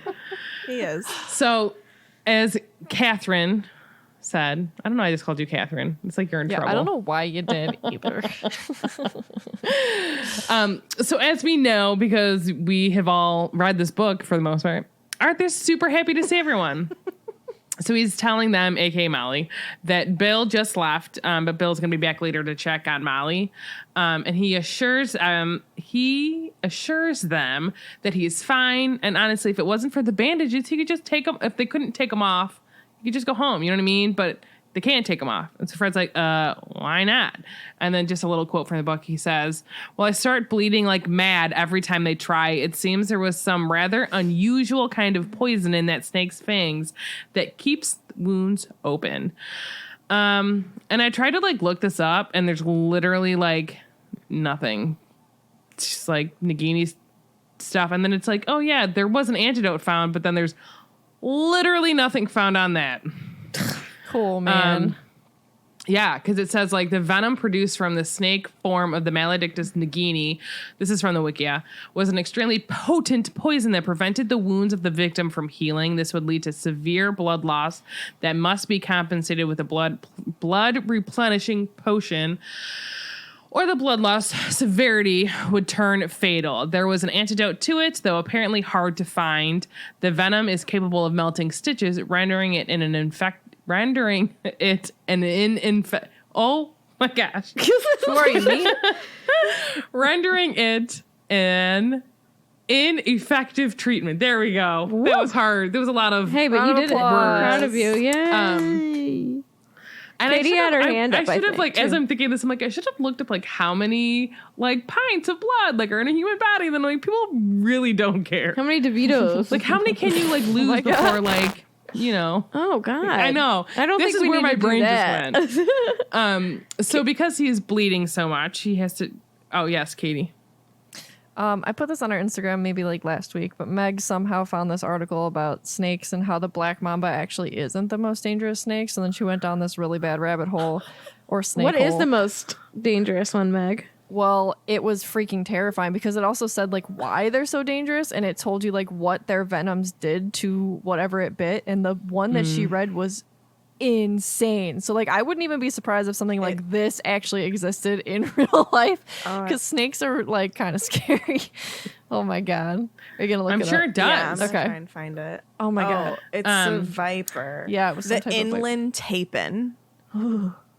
Look that up if That's you what want it a was. horrible The experience. inland tapin. I looked up your horrible idea. The black mamba was number 9 on this list. It was that's number pretty low. 9. Meg has 10 new fears. 9. So blood replenishing potions. There's not a crazy amount of information on this either, so I like tried to Google it, you know. And this is from like another Wikia page, I guess, and it says like we just know for Arthur he was required to take it every hour after he was bitten until an antidote was found, and it literally like just helps replenish blood loss through injury. And this says that it's red colored, but I don't know where the source is for that, you know. Yeah. So Can who I knows? can I answer one of your questions that you asked? Am I there yet? What did I ask? No, this was something you already said. Oh, I don't know if I'm saying this right. Exsanguination is where you lose enough blood to cause death. So this means they gave some information, but I'm not going to read all that. But a person can die from losing 2.5 to 4 liters of blood, which compares 2.5 to 4 liters. That's a lot of blood. In regards to like a donation, it's 5 to 8 times as much blood as people usually give during a donation. Oh, are they comparing? Is that what you mean? Yeah. So just for you to like think about, it's 5 to 8 times more than you would give during a donation. What you give. Yeah. That's a lot. Like that's a lot. How much does the human body? Oh, I don't know that question. Goodness gracious. You can also do this internally and externally. Sorry to be excuse the me, sir. Debbie. I'm sorry, my cat was And just there's a running cat all over the microphone. He loves Being you. naughty. Okay, sorry. Oh, you can lose a lot. This, according to the Google, it says that the human body roughly has like 10 pints of blood. I don't know why I whispered that. And according to Google, 10 U.S. liquid pints equals 4.73176 liters. The Google University. So thank you, Google. And if you're listening to this and you have a Google device, sorry we said Google so much. Hey, Google. Google. What's up? Hey, Alexa. Just gotta throw that in there. She listened. Did she? Yeah. She's still listening. Shh. Always listening. So that's just interesting. Like, I wonder if a blood replenishing potion, like, I wonder how, it doesn't specify, and I don't know if anyone actually cares, like, how much Arthur was losing that he was replenishing. Like, I'm thinking it's That's probably, like, he's interesting. probably not getting, like, if Molly's saying he's still, like, a little peaky, he's probably not getting as much as he's losing, but, like, enough that he's not sustaining, like, worse injuries for not having enough blood. Peaky. So he kind of, like, switches topics-ish. And so he's talking about, like, there's the 2 other patients in the room, and it's, like, a man and a woman, and he talks about how, like, the man unfortunately was just bitten by a werewolf. And so he mentions like there is no cure for that, but like they, I think, already know that. So it's really like just a reminder kind of for like the reader. And I said like Molly shows her prejudice here by being alarmed that there's someone who was just bitten and asking like, is it safe for that man to be like in a public ward? And Arthur kind of kindly reminds her that I almost said the werewolf, the full moon is in 2 weeks. And he tells her like how, well, not just her, but telling them like, that's a lot to hear. You know what I mean? Because now the rest of his life is going to be affected from him getting bit, and everything's going to change. And how like the healers had been talking to this man for like hours, I'm guessing, about how really like he'll still like it's not all over. Like there's still some hope that like he can lead somewhat of a normal life. And even Arthur was telling him, that like he's like, I know a werewolf, and he like wouldn't give specifics, obviously, who is like a really nice guy and like leads a pretty normal life, you know. Mm-hmm. He's also hot. And then Tonks would agree. Coming out of nowhere. I just wanted to talk like a little bit because like we've talked about this at length with the prejudiceness and the discrimination with werewolves. Yes. And I believe JKR was correlating this to people that had like HIV and AIDS, because like the second you get that diagnosis, like even in like hospitals, like they literally did not want, like they wouldn't treat patients. And like the stories of you hear of it first happening, like you'd hear of patients just being like literally like they would leave the tray, like the hospital tray, like outside the room, like, and a lot of times like patients couldn't even get up on their own, so they were also being starved because people were afraid to just go in their rooms because they didn't know how it was like transmitted and everything. And there's still, issues too with discrimination and all of that stuff against it as well. So according to the wiki, this is just like a little blurb, and it says werewolves were generally regarded with fear and disgust by Wizarding Society. People seem to think that even when in human form, the werewolf may pose a danger. It is not uncommon for people known to be werewolves to be shunned by society and discriminated against within the wizarding world. And I'm sure we've talked about it. I'm sure we're going to continue to talk about it, because it goes on to say, like, it's very difficult for a werewolf to get a job in the wizarding community, especially after the passing of a restrictive anti-werewolf legislation by the very prejudiced. And we've talked at length about how prejudiced and hateful Dolores Umbridge is. And she had that passed in the 90s. You the worst. And really like how with everything that happened with, Lupin, like he didn't get fired, but like he left because he was going to be forced out and he knew it. Yeah. Well, I mean, I think Dumbledore would have never forced him out, but parents would have like upset. Yeah. He already did not like forced himself. out. Yeah. Yes. Oh, absolutely. And that's why he left. Yeah. And so, with Umbridge, she considers them to be called half-breeds. And like, if you think about someone like Lupin, he was bit when he was a kid. And so majority of his life is him as a werewolf. And he's the one that we know the most, because he just is the facts. So like for him, he never, until he got to Hogwarts, really like had a super stable job and like a place to live. And part of that too was like he didn't want society's views on him to affect, like, he didn't come around his dad, like, and obviously most of his friends were either dead or in prison. And then you see later on like how he still feels about his werewolfiness when he starts dating and ending up marrying and then having a baby with Tonks. Like that's a whole huge part of their relationship, is really like how the society views him, like affects him deeply. I mean, literally at Grimmauld Place in 7, he puts his head in his hands and he looks crazed. Yeah. And he freaks out about what his unborn child will be like. And it breaks my heart. Yeah. Because like and then Harry like really gives it to it's one of those things where like like he's however old, right? He's in his late 30s at this time, right? Mm-hmm. So he's had 30 some years of dealing with this, and he's thinking like, God forbid if my like kid turns out to be like me, I don't want them to have to go through what I went through. It just sucks. It's almost like he too. Yeah. and it's almost like he feels like he's unworthy of happiness. Correct. And I hate that so much. Correct.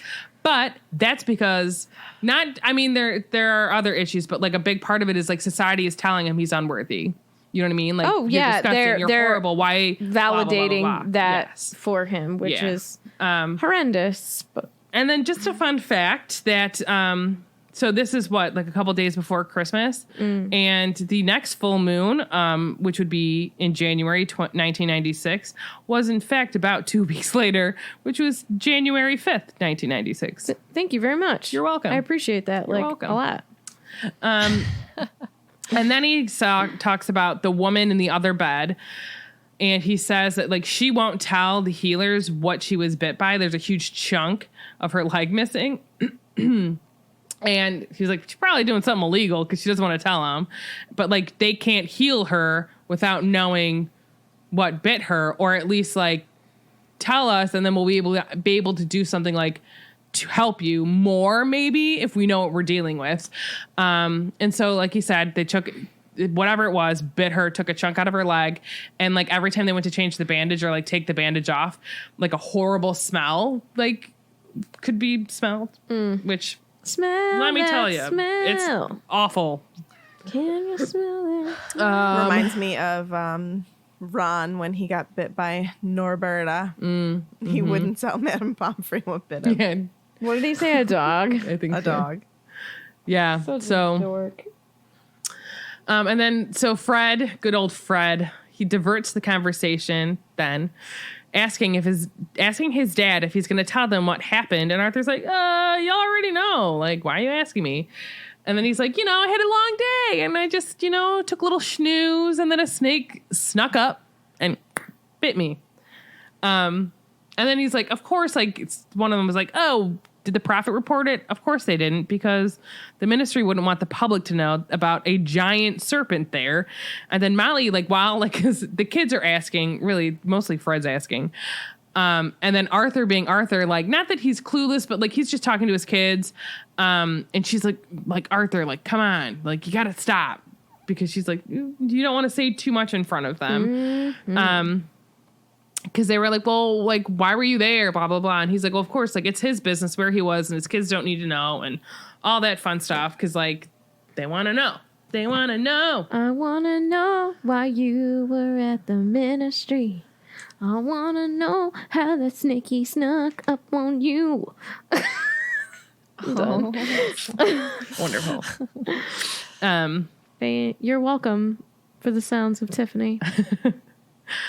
So I'm going to read from the chapter, if I can see my book. And he is talking to them because, like, George is like, well, where were you? And he's like, dude, this is my business. Stop asking your questions. That's a direct quote. So he, like, this is what he says. He goes, that's my business, said Mr. Weasley, though with a small smile. He snatched up the Daily Prophet, shook it open again. That's such a dad thing. I could just see all dads, and I could hear the sound See of your dad, yes, particularly. and said, I was just reading about Willie Wittershins. Hold on. Different That's Willie. not, is that how you, Wittershins. I feel like that's an improper grammar thing. Why? Because it's Wittershins apostrophe S. Is that correct? Arrest. That's his arrest. Yeah, but there's two S's. So it ends with an S. Apostrophe S. I don't know. You're a teacher? Ask Harry. If his actual last name is Wittershins, Yes. then technically an apostrophe S at the end would be correct. I think. Wittershins. I think. Anyways. I don't know. I love Willie grammar and I hate it. Wittershins. He's a wizard. The wizard Willie Wittershins. Say that 10 times fast. Thank you. Wittershins.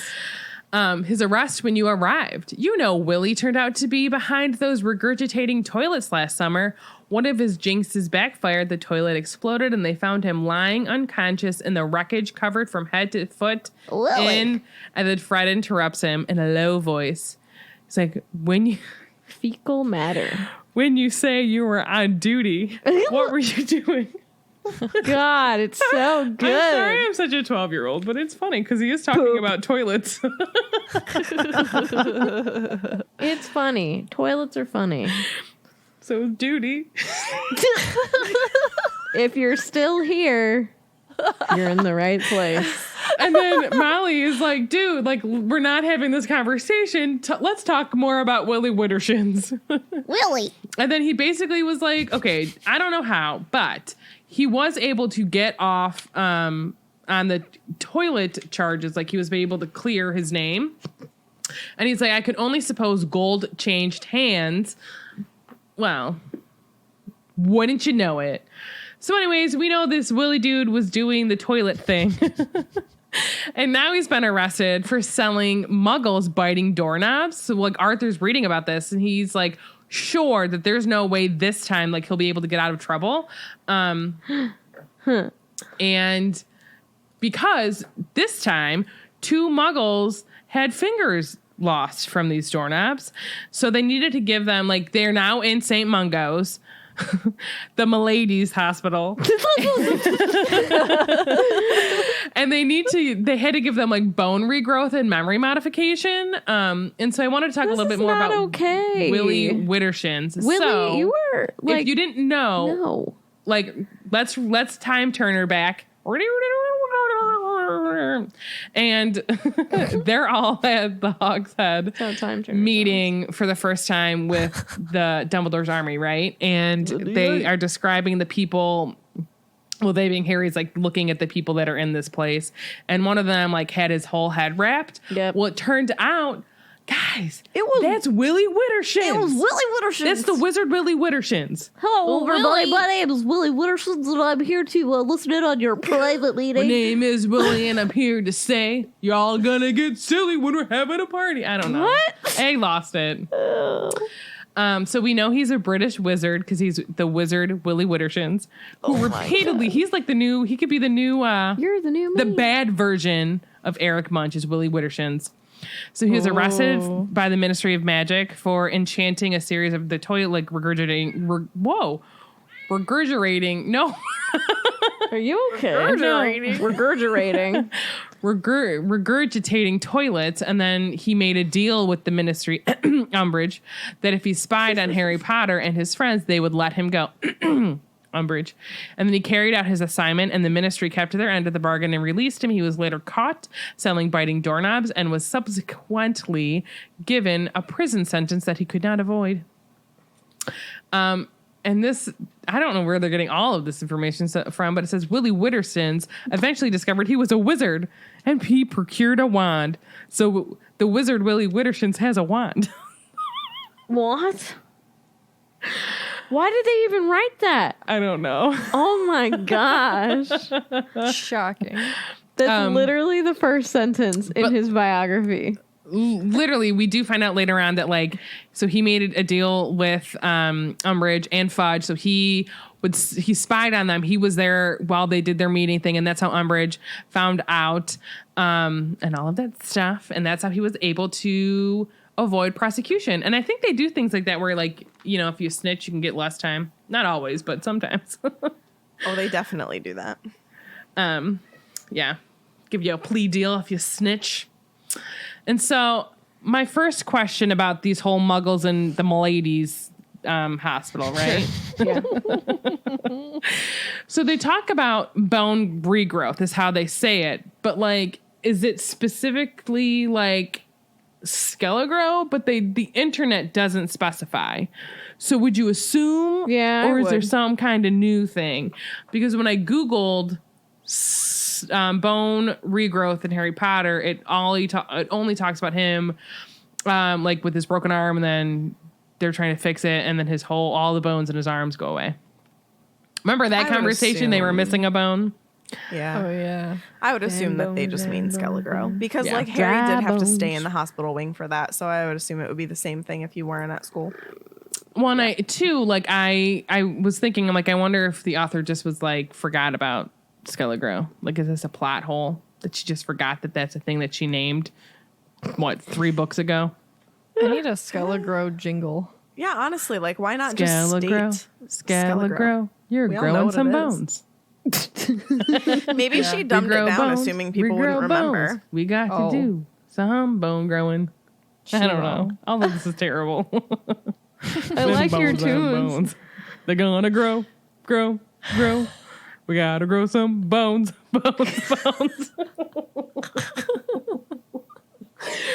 Oh gosh. Some bones are connected to some other bones.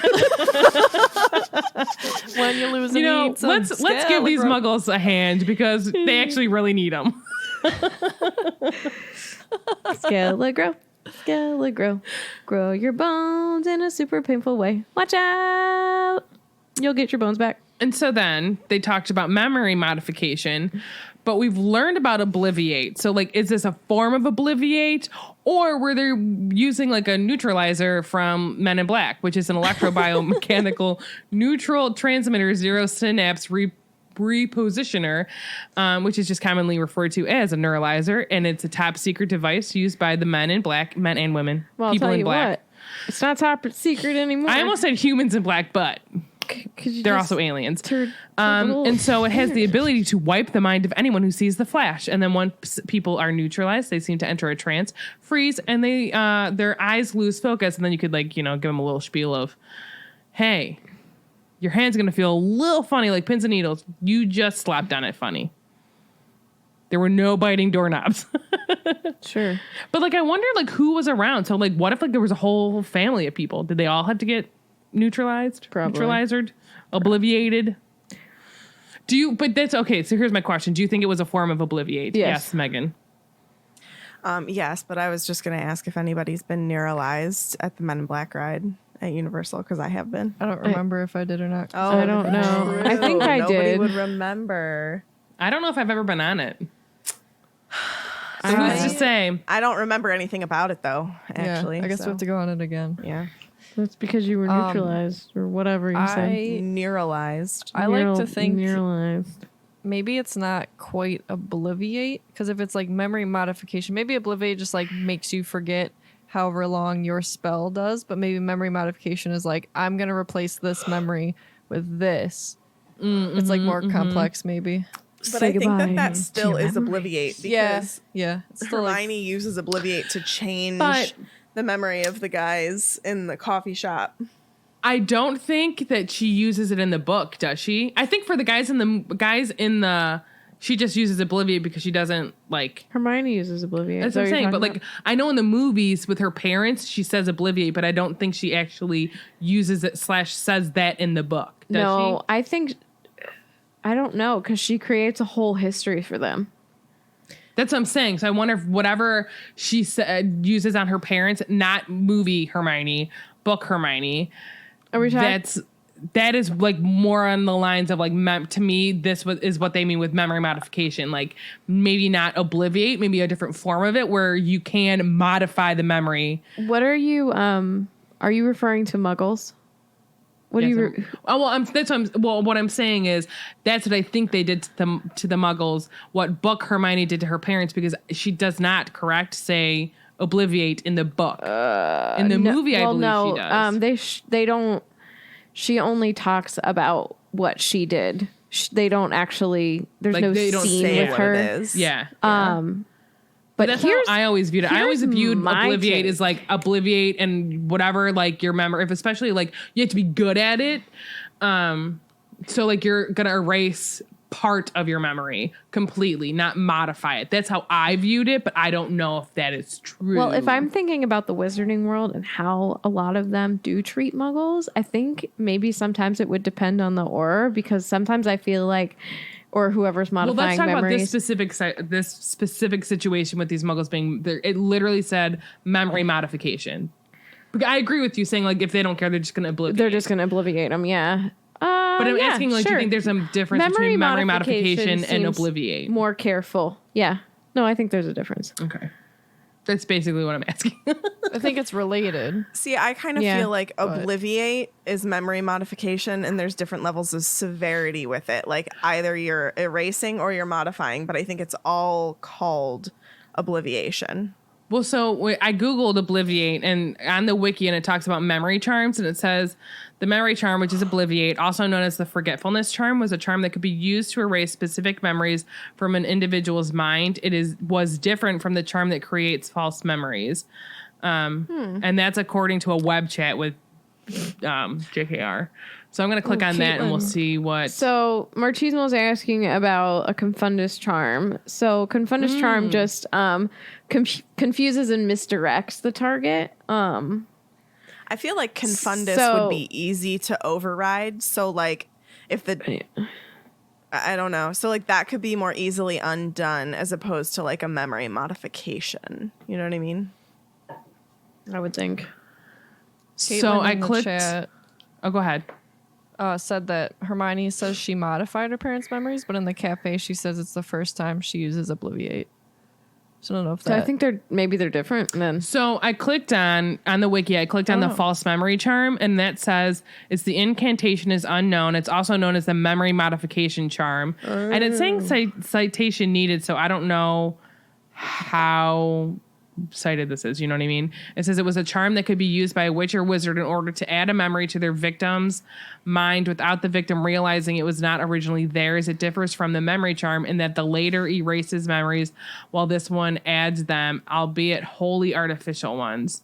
And I guess, again, this is from that same web chat with JKR. So there you go. Thanks, dude.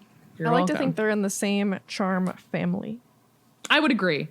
Because it goes on to say, like, Tom Riddle might have used this. Okay, so it says Tom Riddle cast this charm twice. First in 1943 upon his uncle Morphin Gaunt, then later on the house elf Hokey. I wonder if he does the pokey.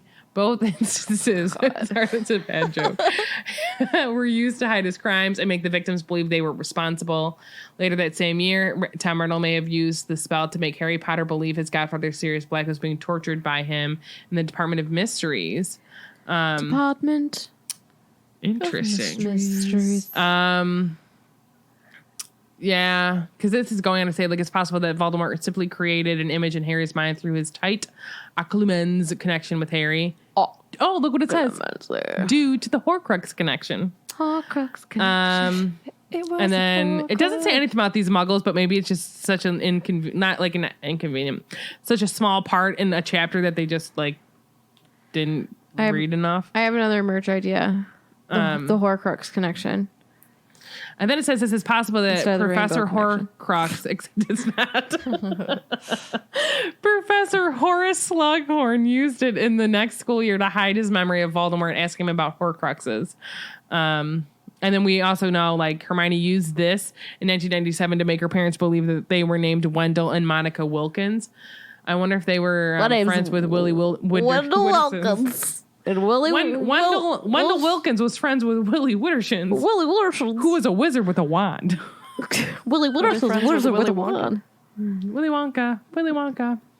Anyways, that's my long rambling thoughts about those spells. Yeah. Goodness. And so Fred, then he really will not let this whole thing like down. Like he's like, no, we're going to talk about this. And he's like, Harry, like I got an interesting question to ask you. Can you please confirm that Voldemort has like a big snake, right? Like a massive giant snake. You saw it the night he returned. And then Molly's like, enough. We're not discussing this. And so she tells him, well, not just him, they all of the children need to go and wait in the hall because Mad Eye and Tonks would also like to visit Arthur. Oh, would they, Molly? Would they? Whoa. Not to say they wouldn't. I think they just need to talk about business. So then in the hall, they're out there. All the Weasley kids, except for like 3 of them, Sure. are out there, right? Yeah. And Harry's out there too. Paint me a picture. Wow. Okay. So there's 5 kids, right? Right? Fred, George. No, there's 6. No, there's 5. Ron, Hurt, Jenny, Harry. Journey. And then all of a sudden, friend George, they have these flesh-colored strings. Cool. They're wriggled. This is quoting from the book. Wriggle. They're wriggled like long, skinny worms. Then they snaked under the door. For a few seconds, Harry could hear nothing. Then he heard Tonks whispering as clearly as though she were standing right beside him. What do you think they're using? What do you think they got Extendable ears. So they're pulling out the extendable ears. Wiggle, wiggle, And they wiggle. have enough little ears for all of them. So they're going to eavesdrop. Yeah, they are. And so, Wikia, I know we've talked about these before. I don't and so like that extendable picture. ears. I don't like that picture. I know. I didn't realize, like, in my mind, I guess because, like, I thought wasn't they the were other one- actual ears. Yeah, and they just put it up to their ear, but they're putting it in their ear. Don't put things in your ears. You shouldn't, is what people tell me. That's what the healers But I'm also would someone say. that sometimes sleeps with gum in my mouth, so don't quote me on things to do or not do. I can't with you on that. Extendable ears were created by Fred and George Weasley. They are long, flesh-colored pieces of string, which one can insert into one's ear, then shove the other end under, for example, a door, and one will hear the conversation or other noise as clear as if it were a mere foot away. I think that would, Genius. unless the door is imperturbed, but you know what I think would be an improvement? Because flesh colored, first of all, a lot of people have different colored flesh, which is a horrible way to say that. But also, it would probably be like really smart to like have it a color, and then like the second you use it, it goes Change it. invisible. Yeah, Yes, Ooh, that would be camouflage. yeah, camouflage. Yeah, like a chameleon. like And that. so, if you don't know what Imperturbable Charm is, it was a charm that was created an invisible magical barrier around an object, such as a door. It also muffles sounds. Mufflado. Muffle. And so, you know, they were sometime invented prior to Harry's arrival at number 12 Grimmauld Place in 1995. And then, you know, Molly Weasley doesn't care for them. Which, I mean, I get, because, like, you know, they're trying to do, like, some secret stuff. And if these were other people and they had these, you know, it's not good. If these also fell into the wrong hands, they'd be an Preach. earful. Preach. Am I right? Yeah. Aww. You're welcome. So basically, they're having the conversation, and we're able to find out that whomever was looking, and I'm assuming it was the Order, but I don't really know. Maybe it was also Aurors, which I just for some reason find difficult to say as well. They weren't able to find that the giant snake anywhere, and like maybe it probably vanished after it attacked Arthur. And they think that Voldemort had sent the snake as a lookout because really so far he hadn't had any luck getting a look at what he's facing. Like he's trying to see, quote, what we know as the weapon. How'd she get out so fast? I think Voldemort. He wasn't there. I know, but like he's connected to her. Like, weren't they saying she possessed her? Yeah, but she's physically there. He's not. I think it could be like Accio Nagini. Give me my Horcrux. I want my Horcrux. I don't know. Snake flies. I just wonder what kind of magic is around the ministry. Voldemort magic. Not around the ministry. Well, I mean it is actually. Talk less. Smile more. I just had always assumed that like he had placed her there, kind of like She like going through flu networks, maybe flipping there's this stuff with her tail and being like, No, flew I just on out. maybe assumed like an like kind of like apparating where like maybe I think sometimes, and Voldemort is a big like a person that does this a lot, where like they don't think about small details, and the wizarding world sometimes could be like this. So like they aren't thinking like they have anti-apparition wards against wizards and witches, but and not like, snaky snakes. yeah, not animals, because they're thinking like they can't do that kind of thing. I don't know. Okay. Or maybe got a house elf to like snap her in and Or a snap her port out. key Or port key. placed by a Death Eater. Yeah. Touch it with your tail. Or like How do you hang on to it though? Wrap it around. eat it. Yeah, they can hang on. Eat it. Yeah, eat it. Eat it. Open up your mouth and feed it. Um, Have some more turkey. Have some more pie. so they basically say like had Arthur not been where he was, the snake probably would have been able to get like a good look around more so than like they'd been able to see, and Voldemort would really have more information now about literally like I think it's one of those like kind of scoping out the area and like seeing where things are so he can like get in there and do what he needs to get done. Except he wouldn't go because he sends other people. And so then Moody kind of is like asking for confirmation that like Harry saw it all happen, and Molly confirms it. And she also says like when she had been talking to Dumbledore earlier that day, like it seemed like Dumbledore had been waiting for Harry to see something like that. And we've also discussed this where like you know, he being Dumbledore was like 99% sure of all of the things. And like, this was like the last 100% like seal cemented proof that he and Voldemort, he being Harry, are connected.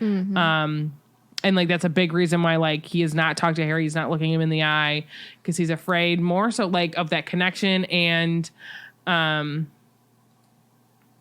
connection. And even like maybe Voldemort has the power to possess people. And they don't want that to happen because they got secrets that they don't want him to know. Okay. Someday we'll find it. Secrets The are no fun. Horcrux Connection. The Harry, the Voldy, and me. Two can keep a secret if one of them is dead. Then Moody goes on to say, he's like, yeah, there's, you know, some kind of odd about that Potter kid is how we call him, Potter kid. And it almost is like one of those moments where like I forget that we don't really know Moody. We only know fake Moody. So like Harry's hearing this and he's probably thinking like in his head he knows him, but he actually doesn't really know him. Like He doesn't you know what I mean? know him, you know. He doesn't know that we know that you know that we know him. You know. Yeah.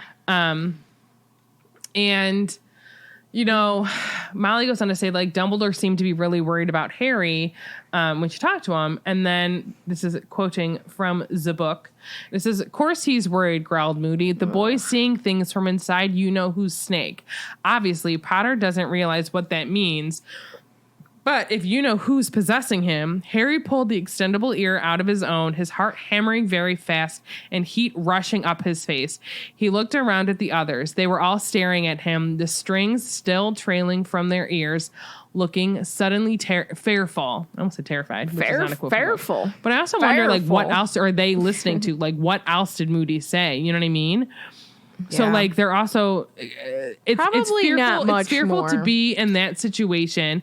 It's fearful to hear that and then, like, look at your friend being like, you're connected to Voldemort. You know what I mean? Yeah. It's just like a, I mean, we get into it right off the bat in our next episode, so yeah. it's yeah.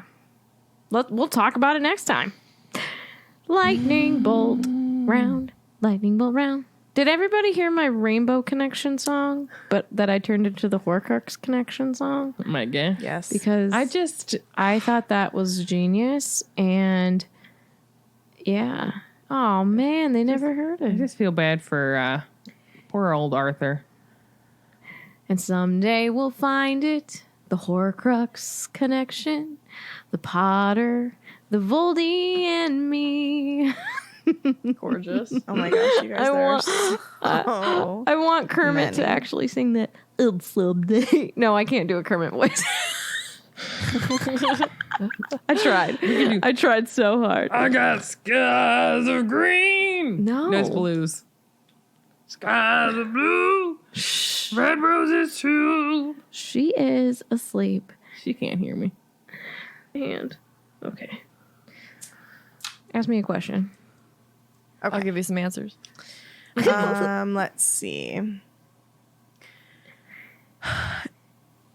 If I'm sorry, one second. It's hard. I'm trying to find where the division starts from. They last look time like they to were this time. repeated. Yeah, some of them were. Okay. Isaiah asks, how much do you think Sirius actually believes his own words to Harry, that if it were important, Dumbledore would have told him, given how Dumbledore leaves Sirius alone in the house and never really tries to clear Sirius's name? I don't think he believes it one bit. Oh, see, I disagree because I think that like if Sirius didn't trust Dumbledore, he would have left. I think he trusts him, but I also think he knows how Dumbledore is, and it's not something. I think that him telling like Fred and George, like, you know, he knows how, no pun intended, serious this is. So like if he has to be stuck in a house, you know what I mean? Which sucks, but like how I think he realizes like there's really no way until they get Fudge out and there's bigger things to worry about than him getting his name cleared. You know what I mean? Yeah.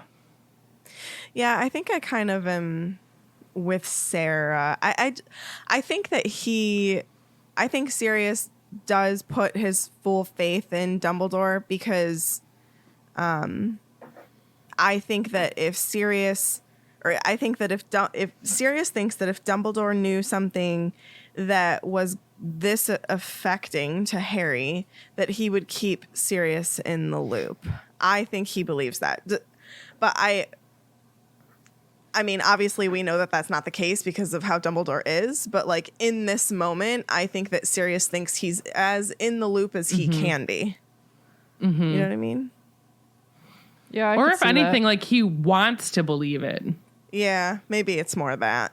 But plus, he might be thinking like, "Hey, I worked with Dumbledore last time this was all happening. Like, right. we're tight. We wouldn't keep things from I'm each OG. other." I'm like the original OG Dumbledore's order. army, Order of the Phoenix.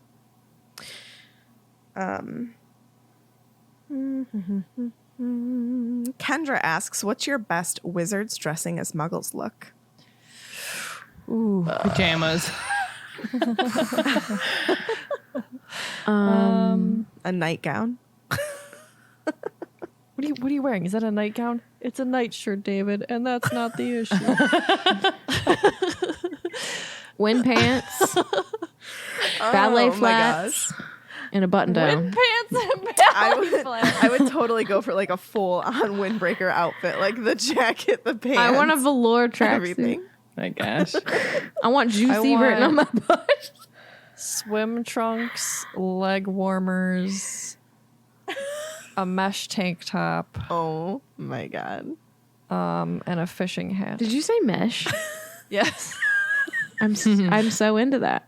And Crocs. Crocs. Crocs. Hey, Crocs on kids are fantastic, by the way. Crocs are super comfortable. They Crocs are make me comfy. fall flat on my face every time I would wear Not them. good back for in the day. rain. Not Yeah. good for the rain. What, Crocs? Yeah. Very slippery. You'd think I don't being think called Crocs, they'd be good in the rain. Right? They're not. I think that You're getting them confused with alligators. only ever wore like Croc flip flops. I don't think I ever owned a pair of Crocs. I can't remember if I'm being honest. Flops? Meg had Croc boots. Croc winter boots. Which No, were very comfortable. that's But not let a me thing, tell is you, it they was. were a thing. And they do not do well in wet conditions. Oh, no. Again, I fell on my butt Multiple times. multiple Well, times. they're in like those shoes. slick rubber. Yeah, it was All bad. right. Don't do that. Next question comes from Sam. Is Harry astral projecting out of body experience as he is seeing the present? Oh, if you're talking about like him envisioning this, no. Like envisioning this. To have the an out of snake body, biting? do you have to be in a body? I'm so tired. Do you remember when I cried in Salem because I was so cold in the Yeah. pizza shop? That's We what have that it on just reminded video. me of. I was cold and tired and wet. So wet. Dude.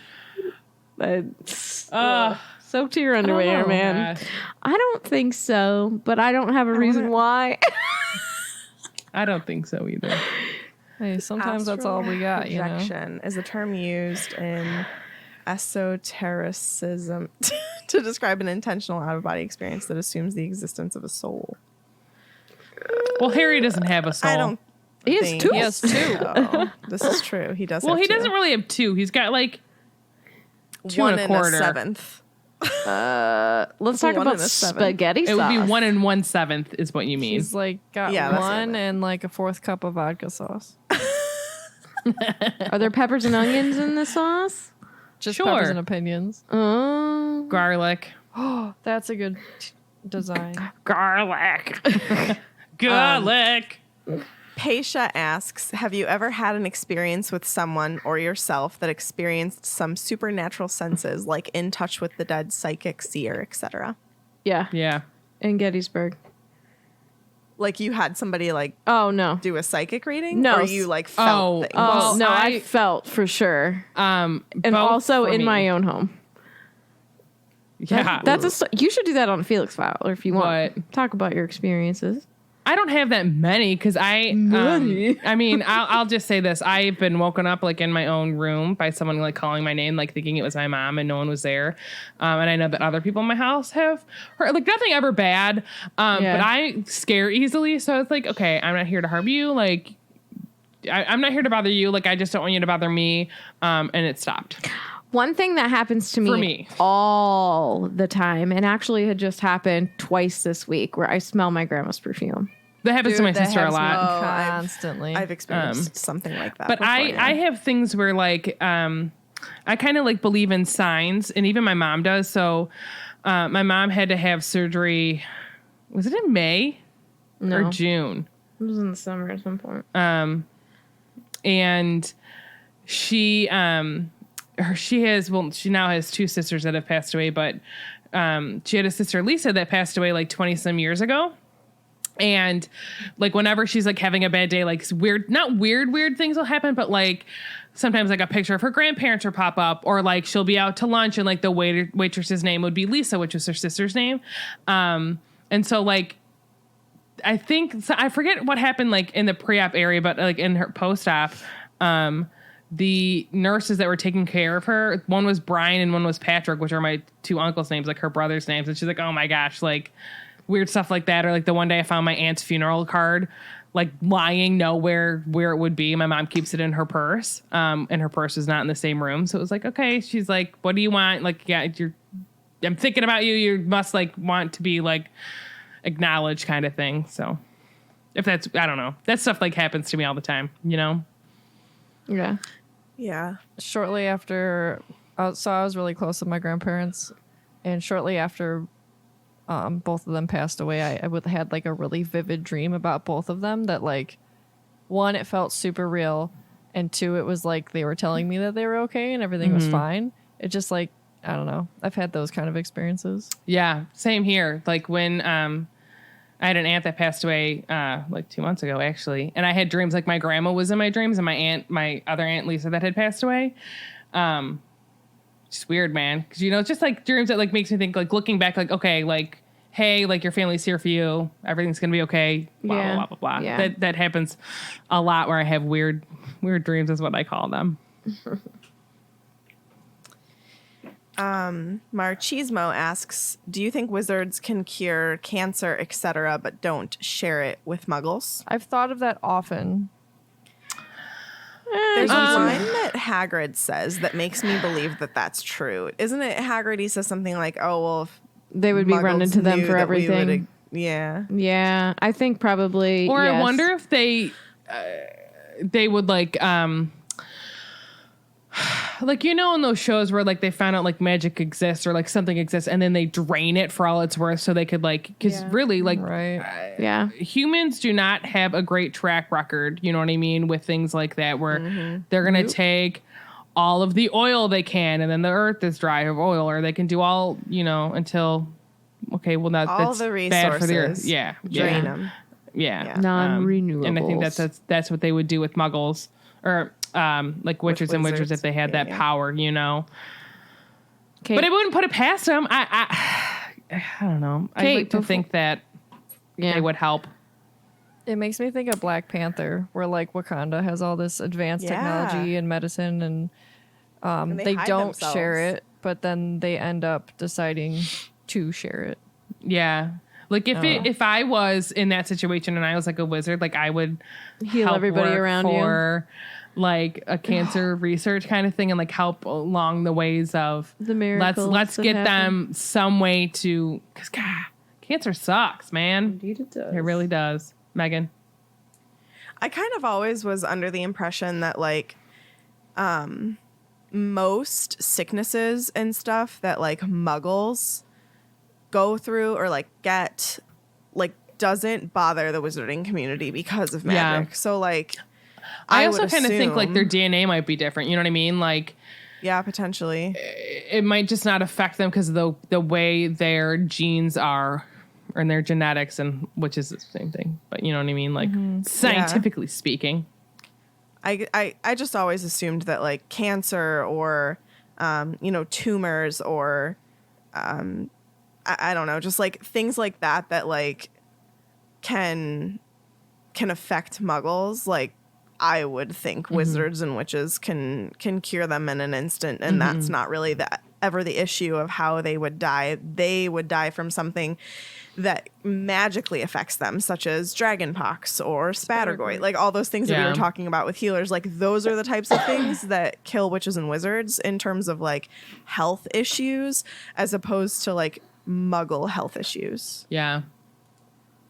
What Sarah said about how like she would be helping muggles, didn't the guy who's related to the Potters who invented the Sleek Easy hair potion as well, I think he did do that. He was kind of like the crazy man of wherever he lived, but he would always like help cure muggles of small Yeah. things. Yeah. I remember that. Yeah. I would not be able to help. Like I would have to help. Yeah. It's just not in my nature to not. Yeah. All right. Tiffany's like, stop like- talking. I like this one. Kara asks, what non-life-threatening malady would you love to be able to use magic to cure? Non-life-threatening. Joint pain, honestly. Sore Yeah. muscles Paper or paper cuts. cuts. Eczema? Paper cuts, yes. Any kind of nicks on my hand, because I mean, even before COVID, obviously, I work on a hospital and my hands get sanitized. I swear every second. Right. And dude, that hurts. Yeah, no. Yep. That hurts. Yep. Yeah, but that's what I would say. I get joint pain Anxiety? from time to time, Like Yeah. mental things for Yeah. sure. That Honest would to be- God. Meg whispered to me eczema, and that's so true. Oh Well, yeah. just because like I I'm mean, over it. it's so like it sucks anytime like we see somebody who like doesn't know that you have eczema and they're just like, oh my gosh, why are your hands so red? Is that contagious? It's like ugh, it's eczema. Yeah. Like it just like I feel bad that like you have to explain it every single time. And Yeah, it's my like, goddaughter it's not has bad contagious. eczema. The poor thing. She's also found out she's allergic to a bunch of stuff, so her skin's slowly getting better. But oh my gosh, I just feel bad for her. She'll itch like crazy, and she like won't fall asleep because she's so itchy. Oh. Sad. Yeah. Isaiah says, do you think that the blood replenishing potion is magical blood? I liked that. I like Yeah. that. It's Yeah, for that's all good. types. That's Yeah. awesome. Barb well, O asks negative, if- I believe, is the one that's a universal donor. Oh, really? Yes. I need to give blood. I've never done it. And, well, I too have never done it. It It makes me obviously nervous. a good cause. It makes me nervous too. And I'm not really even sure why, but it does. But I want to know what my blood type is on top of just like doing a good thing. But I don't know what my blood type is. I found think out I'm before whatever my surgery dad and I is. forgot. My mom Yeah. is O negative. That's awesome. And then, yeah, if I find out that I'm O negative, then I could like do it as often as I can because it would help a lot of people. Barb asks, if you could obliviate someone to avoid an icky confrontation, would you? Oh God, I'd I be think so that tempted. I mean, it would be tempting, but like that's just morally wrong. I agree. I don't think I would. I just would live with I wouldn't say shame, but I would live with like the Sometimes Yeah, you just the gotta anxiety. bite it and just talk about it. And confront it. true. There are times though, because I like talk too much, and I was like, oh, I shouldn't have said that. Talk less. Smile more. So Paisha did a poll while we were doing it. She said, what do our hosts think? Which host has the catchiest laugh? I think Tiffany does, personally. Oh gosh. That's I don't tough. know. I'm gonna say I never myself laugh, so because Yes, my you do. God. I like Sarah's when she can't breathe. the best though is, and I do this frequently, where I can't breathe and then I start crying because I literally cannot breathe, and my eyes are like, whoa. I once and read Sarah that the for more me. you laugh, the longer you live. We'll live we are forever. going to And be living forever. This is at my great uncle's like memorial service. I was telling my cousin this. This was years and years ago. We were crying. We were laughing so hard, and her dad's like, "Y'all are never gonna die." Like that's literally, even to this day, all we do together is laugh, which is the best medicine, they say. Ooh, I won that poll. Winner, winner.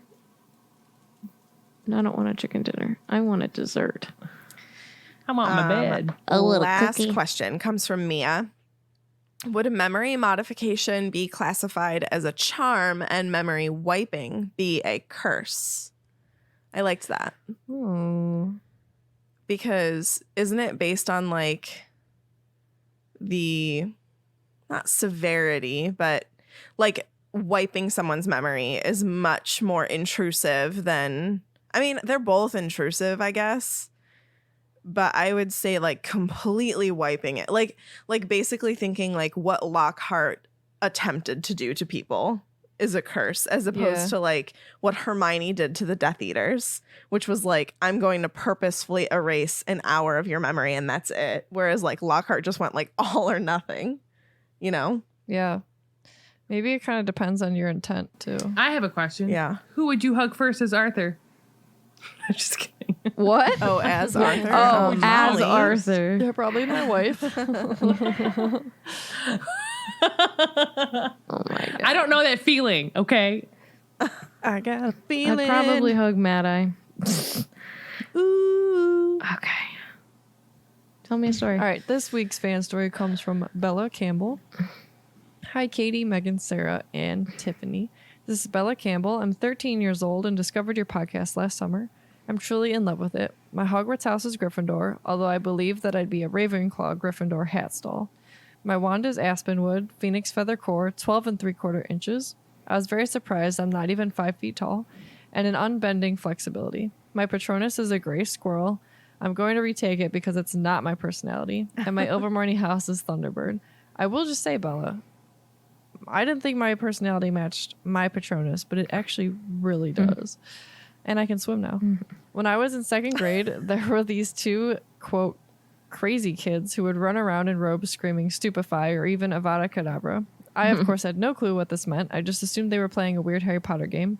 I decided Harry Potter was not my thing. In third grade, my mom started pressuring me to read the books. I refused, saying I did not want to read the generic great books that everyone else reads.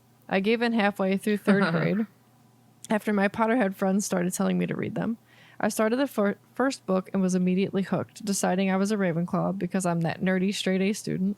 I finished it within 3 days and was so sad I didn't have the next one. My mom was so thrilled she went out and bought a copy that day.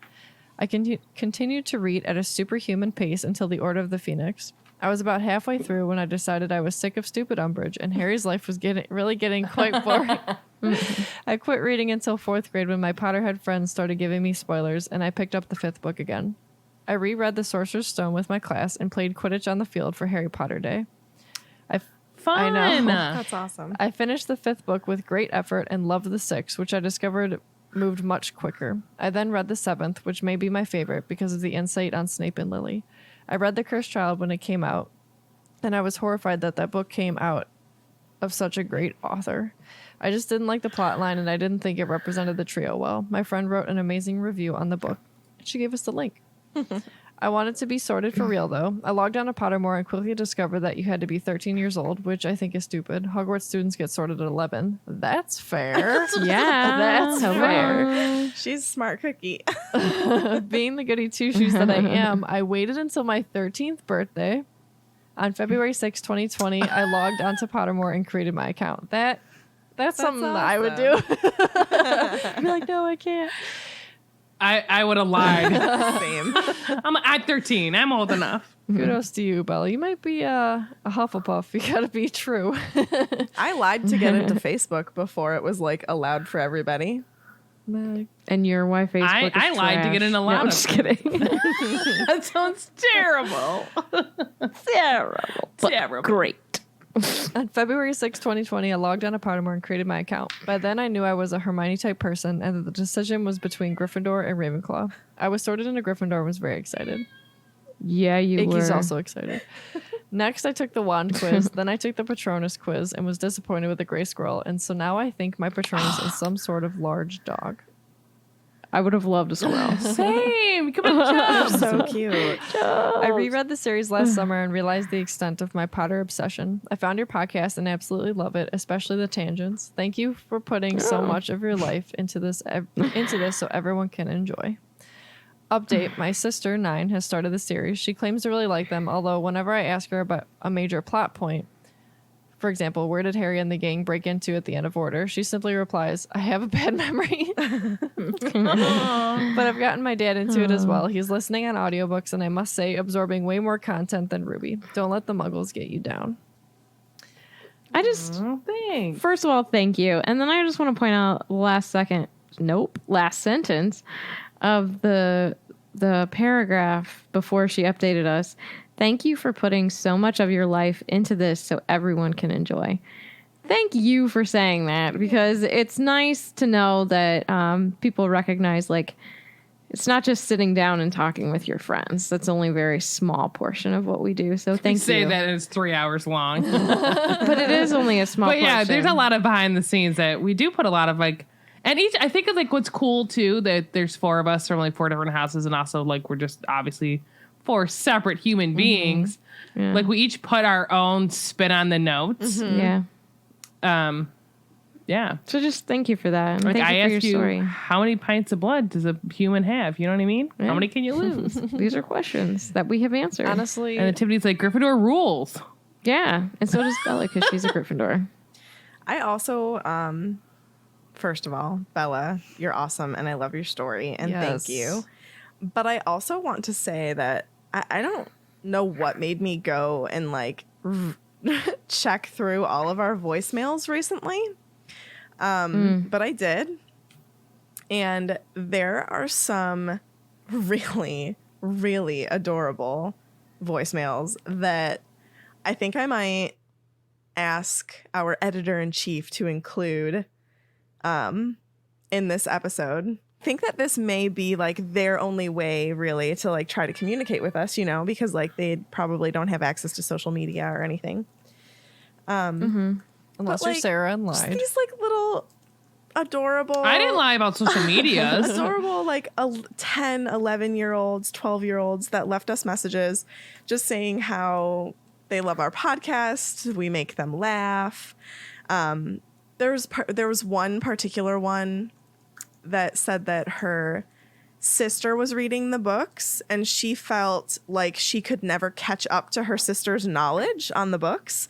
So listening to our podcast makes her feel like she knows more now.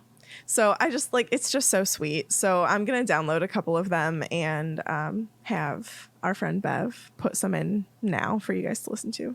They're so adorable. And I just want to shout out and say thank you to all of you that have left us little voicemails. I have listened to all of them now at this point. So thank you.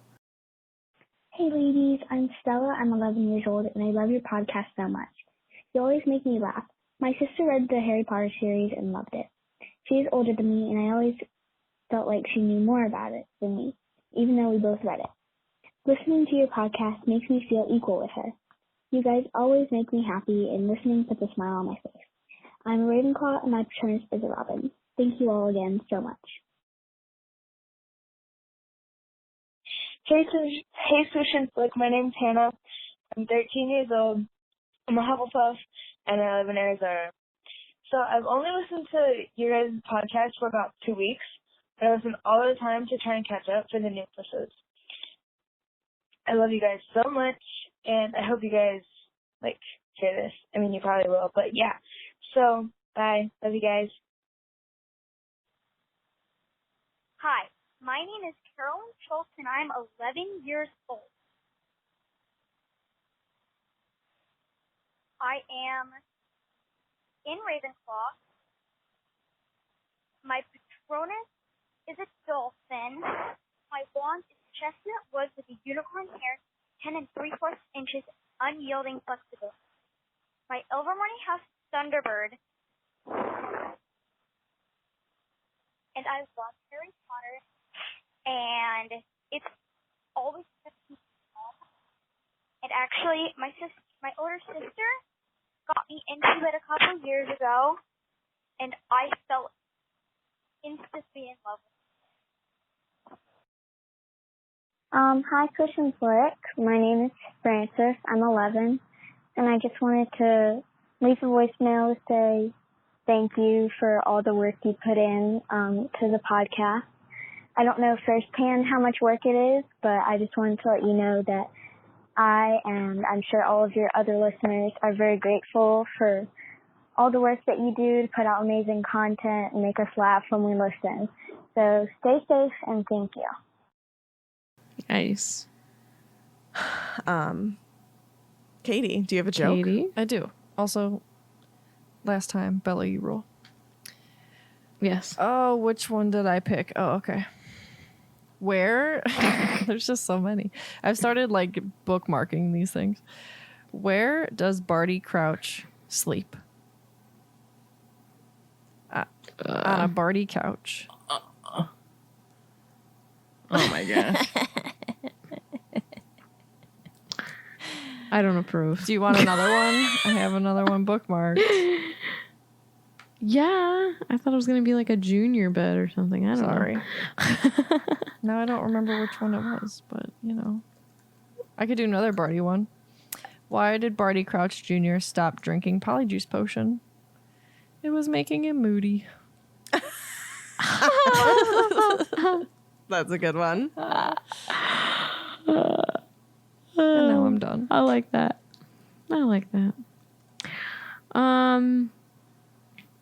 So Katie and I have been, and our friend Carrie, have been waking up very early, and I skipped over social media. I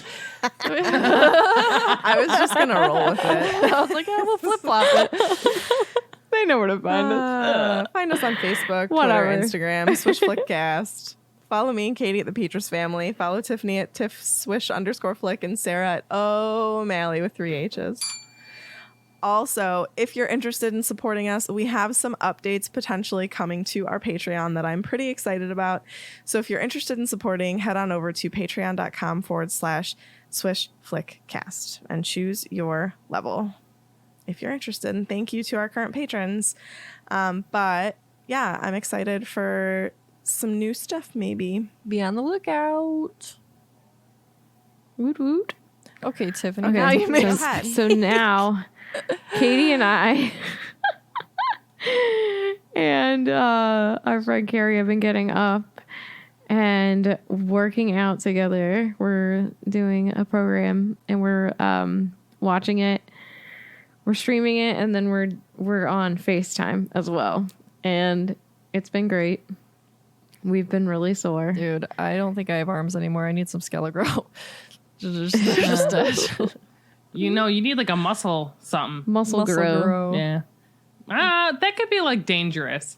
Could be like steroids, you But know? it'd be a Okay. safe muscle growth. I'm just thinking like, Safe muscle Yeah. growth. Small dose. or like muscle, like not like a relaxant, but like something that makes the soreness go away, you know? Sure. Like a pepper up potion for your muscles. I like that. Oh my god, that's me. Woody with his broken arm. And then I've been working on my online classroom, and I've really not been doing much so else. cute. That's been taking up the bulk It looks of my good, time. It though. does look good. Thanks. It's also like a good thing. Like you have really nice handwriting, so like the board that you physically write on Oh, yeah. looks really good. Where if I did it, it would look like Dude, garbage. I write like a Alana told kindergartner. me it was really cute. She's so precious. She told me that my outfit was really cool, and my poster I made was really cute. And it was out of nowhere, and I was like, oh my god. You know what she said to me the You're other the day? I was coolest. helping her get her fruit snacks open. Because like she couldn't get her little hand in it, so I opened it more. She's like, "Good job, Safa." I was like, "Thanks." She's like, "You did it." Yeah, and if you follow me on Instagram, I've been doing TED Talks in the mornings. Just talking, speaking my heart. And pumpkin cream cold brew is back, and my life is very good. That's all I have. I haven't read. I haven't played a video game. You just That's a busy. lie. I have my Super Nintendo Classic Never heard of upstairs on my desk, so I did play Donkey Kong Country. Nice. Never heard of it. Ooh. Yeah, it's pretty great. All right, moving on. Who is this Donkey Kong? Katie and I have been getting into the habit of reading every night before we go to bed, which I've been loving. I started Midnight Sun, which I'm actually enjoying. Actually, vampire, but that's neither here nor there. I didn't know how I was going to feel about it because I enjoyed the Twilight series back when I read it, like in high school. It was like of the time. Yeah, and I enjoyed it, but I Yeah. can't really I can't read it again. Like I've tried to read them again, and I just can't. They're not. Yeah, I get it. But I actually really enjoy reading it from Edward's perspective because he is a little bit more tolerable than Bella. Just like he just is like it helps you understand why he decides to do the things that he did.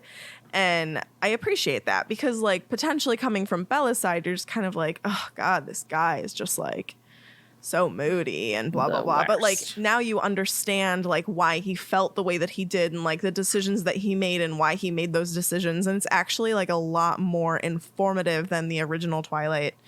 That's pretty cool. Because you get to see it from, like, the vampire's side. So, like, you get to know Alice and Jasper and Emmett and Rosalie and all of them, like, before Bella does. So you, like, see how everything influenced how the story went. And it's actually really good. That has to take some skill writing because, like, Yeah. as the author, yeah, you know the backstory, but to, like, actually, you would have to make another story still to fit the pieces together and make it right. That's really cool.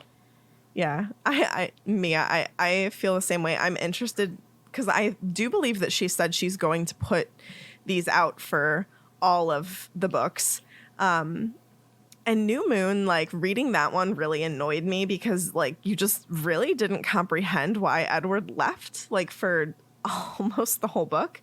And that one has to be the one with the most intrigue to, like, get written from his perspective because you want to know, like, really what he did and how he felt and why he made those decisions. And it's really good. And I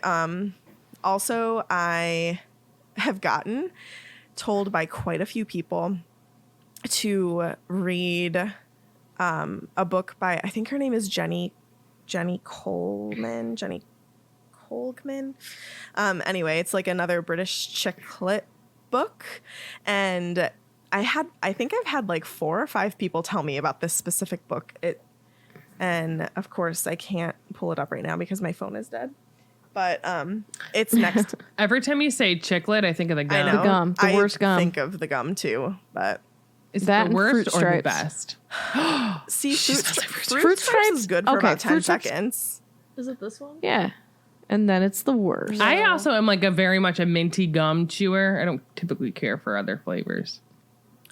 So like, yeah, I never went out of my way to get like Fruit Stripes gum. After like a certain age, it was like 12. I was like, Well, look at you on I your don't high want to chew horse. this. It's called The Bookshop on the Corner by Jenny Colgan.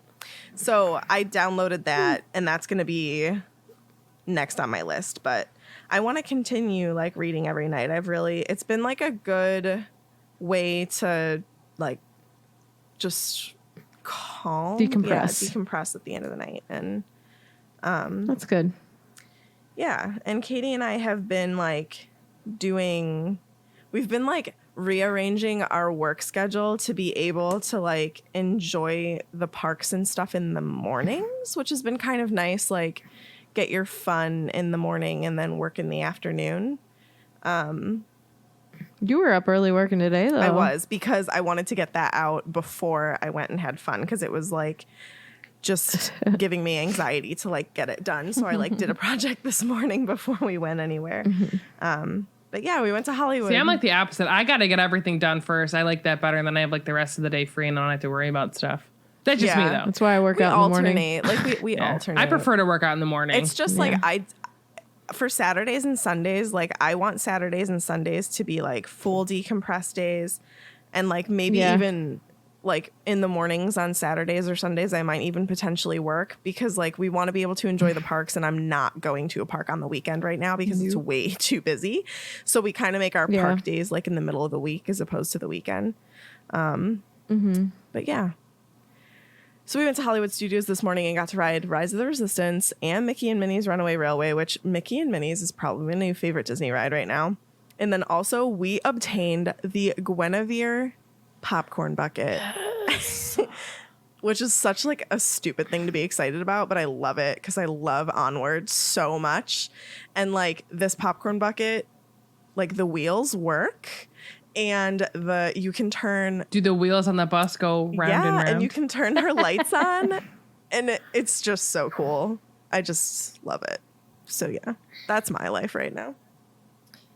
Tiffany and Meg both talked about exactly what I'm doing in life, so My no, bad. it's totally cool. Working out, appreciating the fact that I have workout buddies, because I think that's what stops me is like not having the accountability. So pushing through. And then I am reading The Ballad of Songbirds and Snakes, which is the Good prequel. book. I finished that. I don't know if I told people. Did you?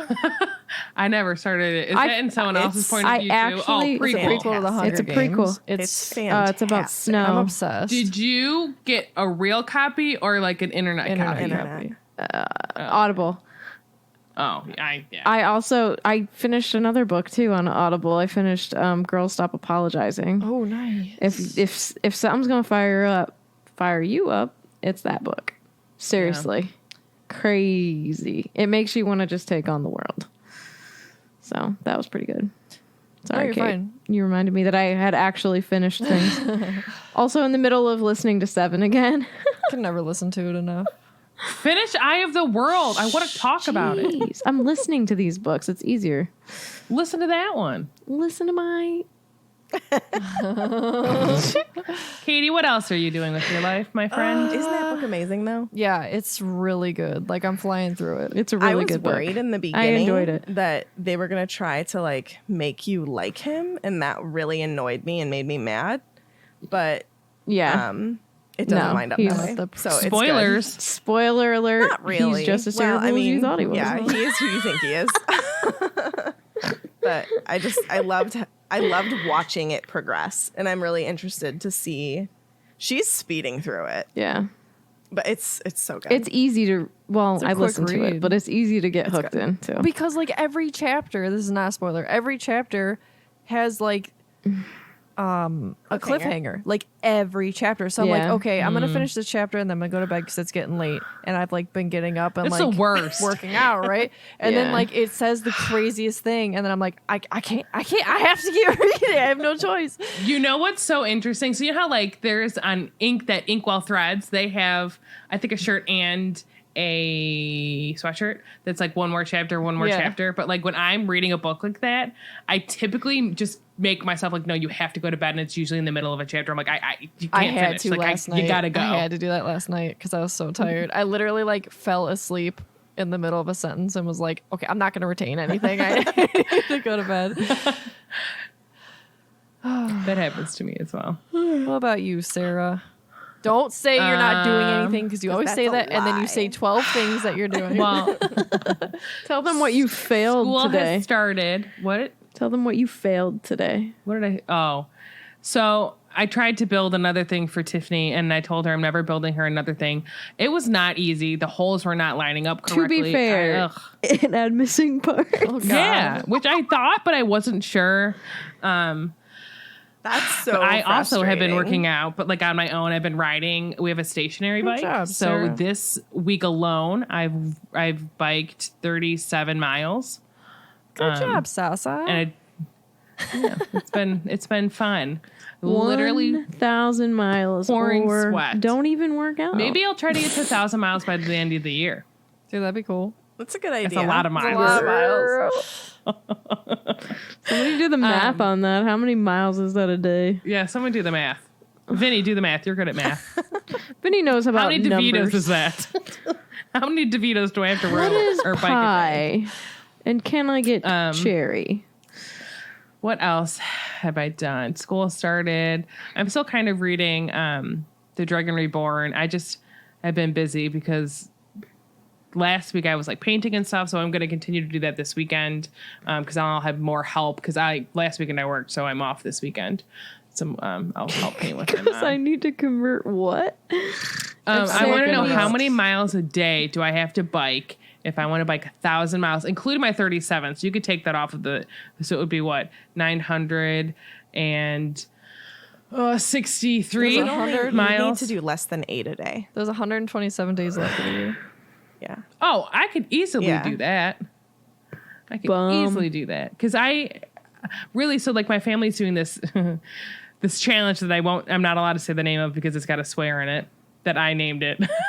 But it's the Fat Blank Family Fund. What is it called? Fund or whatever. So we're doing a challenge where like we all have to it's stupid in the sense of like we're all putting money towards a pot and then we're all just going to go on a trip somewhere, which we do anyway. So really like, and it's not like whoever loses the most, because that would be unfair to Tiffany because she's a part of it because she really doesn't need to lose weight. So hers is just to like help like I'm assuming, I don't want to put words in your mouth, but to like help you keep accountable. But you also have like your whole other group of like people you work out with. Yeah. And so like we want to work out like 5 times a week, roughly at least. And like last week I didn't work out a ton because I literally every day I was off. I spent hours painting. And so lately I've been biking for like an hour every day because I'm like, I just want to get to like a certain amount of miles. And I've been putting on movies to do that. And then we just had to work out 5 days a week and then lose 10 pounds, which I already have since I've started. Who's actually doing it? Huh? Me and you. Who else? Bridget's been working out, and my mom. My mom and my dad have been like walking. Nobody tells us. But like my mom is like, she's got stuff going on, so like they'll go and like walk around the block. Like that's all they care. I was like, you get 30 minutes of you moving around kind of thing and just trying to eat better. But I'm excited. I'm real proud of you. Like the whole upstairs is going to kind of get switched around. And I'll be getting an office eventually. I say that it's my sister's bedroom. She's just moving into another bedroom. And yeah, we're going to have space. I've got weights up there that I haven't used. And I say I can't yet because I can't pick up weights yet. I just, I have to pick them up and then put them down. I've been slinging iron every morning. What? I said I've been slinging iron every morning. And like the thing is like I was up at 5 o'clock this morning for no reason. And then so then I biked for an hour. It was like an hour and 10 minutes I biked. And then I did this like arm workout. And Tiffany's like, are you sore? And I was like, no, I wish I was. Like, I feel like I'm not doing anything, but I'm like pouring, like it was dripping off of my body. But I like it. Good. Sarah, what once we kind rearrange, I also have a exercise treadmill I'll bike walk do on you sometime. It's like a fold up one. So it's nothing like crazy fancy. I bought it off of Amazon. And it's like it's something like something. Exercise something. It's like Exerputic tech or something. Yeah. I found that's funny. And it was I'm super actually simple to put it together.